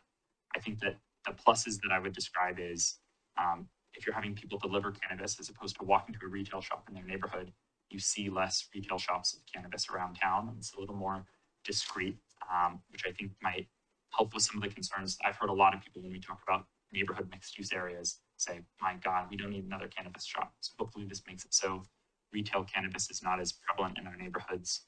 And I think it also, if you're going to get cannabis and you're driving to get cannabis, I would sure hope that you're not using the cannabis, or I think that a delivery system maybe helps alleviate some of those. I think flip side is there's worry about, does this proliferate drug use, or the people who are delivering cannabis already going to be using cannabis anyways. So a larger council discussion, we can invite folks from Pushcart to talk about it, but wanted to raise this tonight to see if this is something we want to add to the agenda. Also, if it puts the current dispensaries in Milwaukie at a disadvantage business-wise. Yeah, I was economically. gonna say, then we're. If they're bringing yeah, stuff from outside, you're hurting the businesses You're here. hurting local businesses. Yeah, it's a tough one. So, That's what I was gonna bring as well. I mean, why would we give advantage to Outside. people from outside the city? I thought about that. To quote our city manager, I got philosophical with it. And I think where I landed was we allowed delivery of other products. And if we want to remain, like, you allow Amazon to operate in this city. And if we allow Amazon to operate in the city, I think it makes sense that we would allow that same commercial activity to exist for a company. All of these companies, I guess where I felt better about it was these companies are still organ-based because of the nature of how cannabis has to be regulated in the state. And a lot of our local businesses, some of them are truly local, some of them are also national chains, or not national, but Oregon chains, like Nectar is not a Milwaukie exclusive. We certainly have some. So I don't know. I think there definitely is a philosophical conversation to be had here. Well, I'll give you the counterpoint to that philosophical Yeah. conversation. is that Amazon has a inventory list that's, 20 miles long, that's not duplicated by other retailers in Milwaukee. So they deliver a lot more products that are not available from local retailers. I'll also say that they're trillions of dollar company that goes through there, and right now it's a kind of a odd comparison because the cannabis market right now is hurting because we have an overabundance of cannabis in the state. So if you talk to any of the cannabis owners, like you'll see that they're selling some of their product for dirt cheap because it's already so competitive. And I just wouldn't want to, Amazon's another story, right? So it's a big, it's more of a conglomerate as opposed to like a small mom and pop shop that really only makes the money off of people that buy from their specific shop. Also, you said that we could bar Amazon. I'm not sure how we would do that. I think we could tax deliveries, and I wished that that had stayed, the transportation bill was looking at doing some of that originally, and I wish that had stayed in. But, because I do think deliveries are putting a strain on roads and everything else, but, and as well as on local businesses, but, yeah. I'm not hearing a second for your, I'm okay with that. I will say, I'm not totally sold on the idea, but I was committed to bringing it up to council. well, and Ms. Brousseau should feel free to write up a description of what it is she wants to do and why she thinks it's in Milwaukee's interest, and she can send it to all of us, and maybe you'll get a second. But I didn't hear a second here tonight. Yeah, if there was an exclusive, You're about to say. to where it's like Cushcart will only deliver from Milwaukee, from within Milwaukee city limit dispensaries, then yeah, I would do that. If they were only going to deliver to Milwaukee residents from Milwaukee dispensaries. But if you can't do something that's exclusive like that, I just wouldn't want to bring in additional competition for those businesses who they're already strong. I'm good with that. Okay. I had in mind to give a few more notes out of last week. I sent you guys all an email and put in the record some follow-up from the NCPRD DAC meeting last week. I had some other notes that I thought I had with me, and I apparently don't.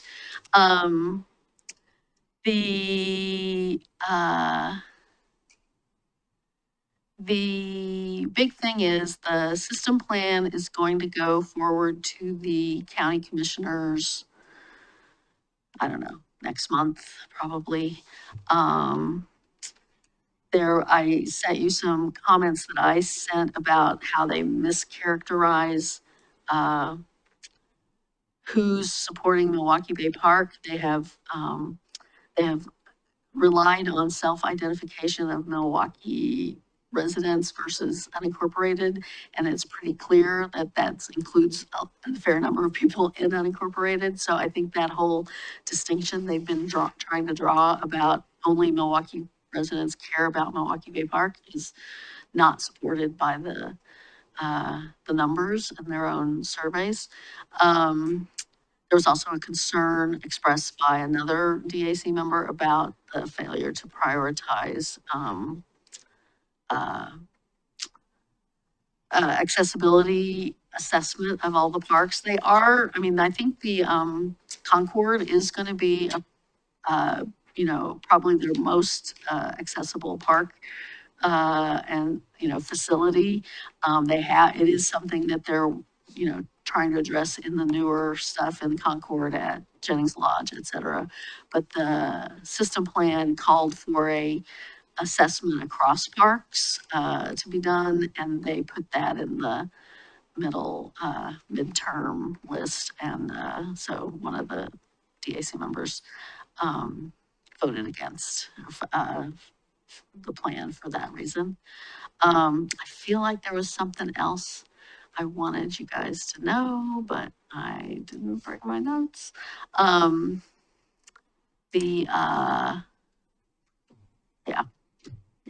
My apologies. Yeah. Okay. Anything else? Yeah, yeah. It's one of the, I mean, I usually have this notebook and it's one of the times I forgot the notebook. And so then the notes are on a separate piece of paper and that's my problem. Anyway, anything else? All I was Anyone gonna else? say is for those who have not registered, your deadline to register for LOC is the 19th, 3 days from now. So register. Yeah. Yeah. Good, good. I'm glad to hear folks are planning to go. I mean, it's especially for somebody like you with kids, it's nice that it's here and you don't have to, you know, you could be home at night and all of that stuff, right? Scott did have one thing he wanted to Okay, Real quick, show you. for council and for the general public, we launched a new website a couple months ago, and part of that new website comes with a new way to deliver meeting records, and there's this new documents on demand kind of sub website. And for anyone out there who is used to getting notification emails when new packet information, new meeting information was posted, I just wanted to highlight the way to do that. We kind of rely on this distribution email list as a way of doing our public noticing requirements. So I really wanted to make sure that the public and council knows how to do this. It's really easy. It is a little different from the old site in that you actually have to register at the new site. So you go MilwaukeeOregon.gov, go to government, agendas and minutes, and it takes you to the document on demand site. And then if you want to get email notifications, you click on email notifications. And this is the stage where it asks you to register.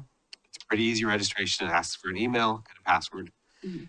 You do this little captcha thing, make sure you're not a robot, and then you can get the whole list here. And these are the email alerts that I have signed up for to get. But when we got we don't get to manage the list directly, but we did get a list from the email, the website folks the other day, and not a lot of people are on the list, which is not a great thing. So I encourage council and anybody in the public to go to the city's website, make your way on documents on demand and sign up. And you can get as many of these as you want or don't want, but just want to. so we'll get a little- you're saying the former mail lists you had, you're not gonna use anymore? They're gone with the old website. And Oh my, And in this new website, I can't, staff, for example, for council, staff can't sign your emails up because we have to create a login. Mhm. So even members of council, if you want to get these alerts, you have to go in and sign yourself up. Again, it takes like 30 seconds. It's not a terribly onerous system, but you do have to register. Mhm. And I can't do it for you. And we'll be doing we'll do a big communications push about this, both in the pilot and in Okay, social media so that good. folks know. Good, good. Sign up. Okay, thank you. And you started on the website that had the picture of the football field at the high school, which made me remember, are we going to have, is the new principal going to do students? Are we going to have students this year? We met with, his name is Mr. Mayor, which I love. It's M-A-I-R, but pronounced Mayor, Louis Mayer this week. Mhm. Seems like a wonderful addition to our community and, Louis B. Mayer, yeah, he was Metro Golden Mayor. Louis comes from Atlanta, but did have a previous principal stint in the Portland metro area in the pandemic years. Loves this area and loves Milwaukee. I think the exact quote was, "Milwaukee is a vibe." It is a vibe. So this was a meeting with both Principal Mayer and former Principal Kellogg to kind of do that transition. They are excited to bring back Student of the Month in October. And so we'll be working with Principal Mayer on that and collaborating in lots of other ways, including the homecoming parade, which I'm blanking on the date, October. I don't think they actually told us the I date. think it's October 9th. I think it's the Thursday. Yes, Thursday, October 9th. Millie and Mustangus had a friendly dance off during Milwaukee Fest. They have put their differences aside and both will be marching in the homecoming parade. So we highly recommend coming out for that. Okay. All right. If nothing else, I will entertain a motion. Move to adjourn. Second. It's been moved and second to adjourn. All those in favor say aye. Aye. Opposed, say no. Unheard. We are adjourned.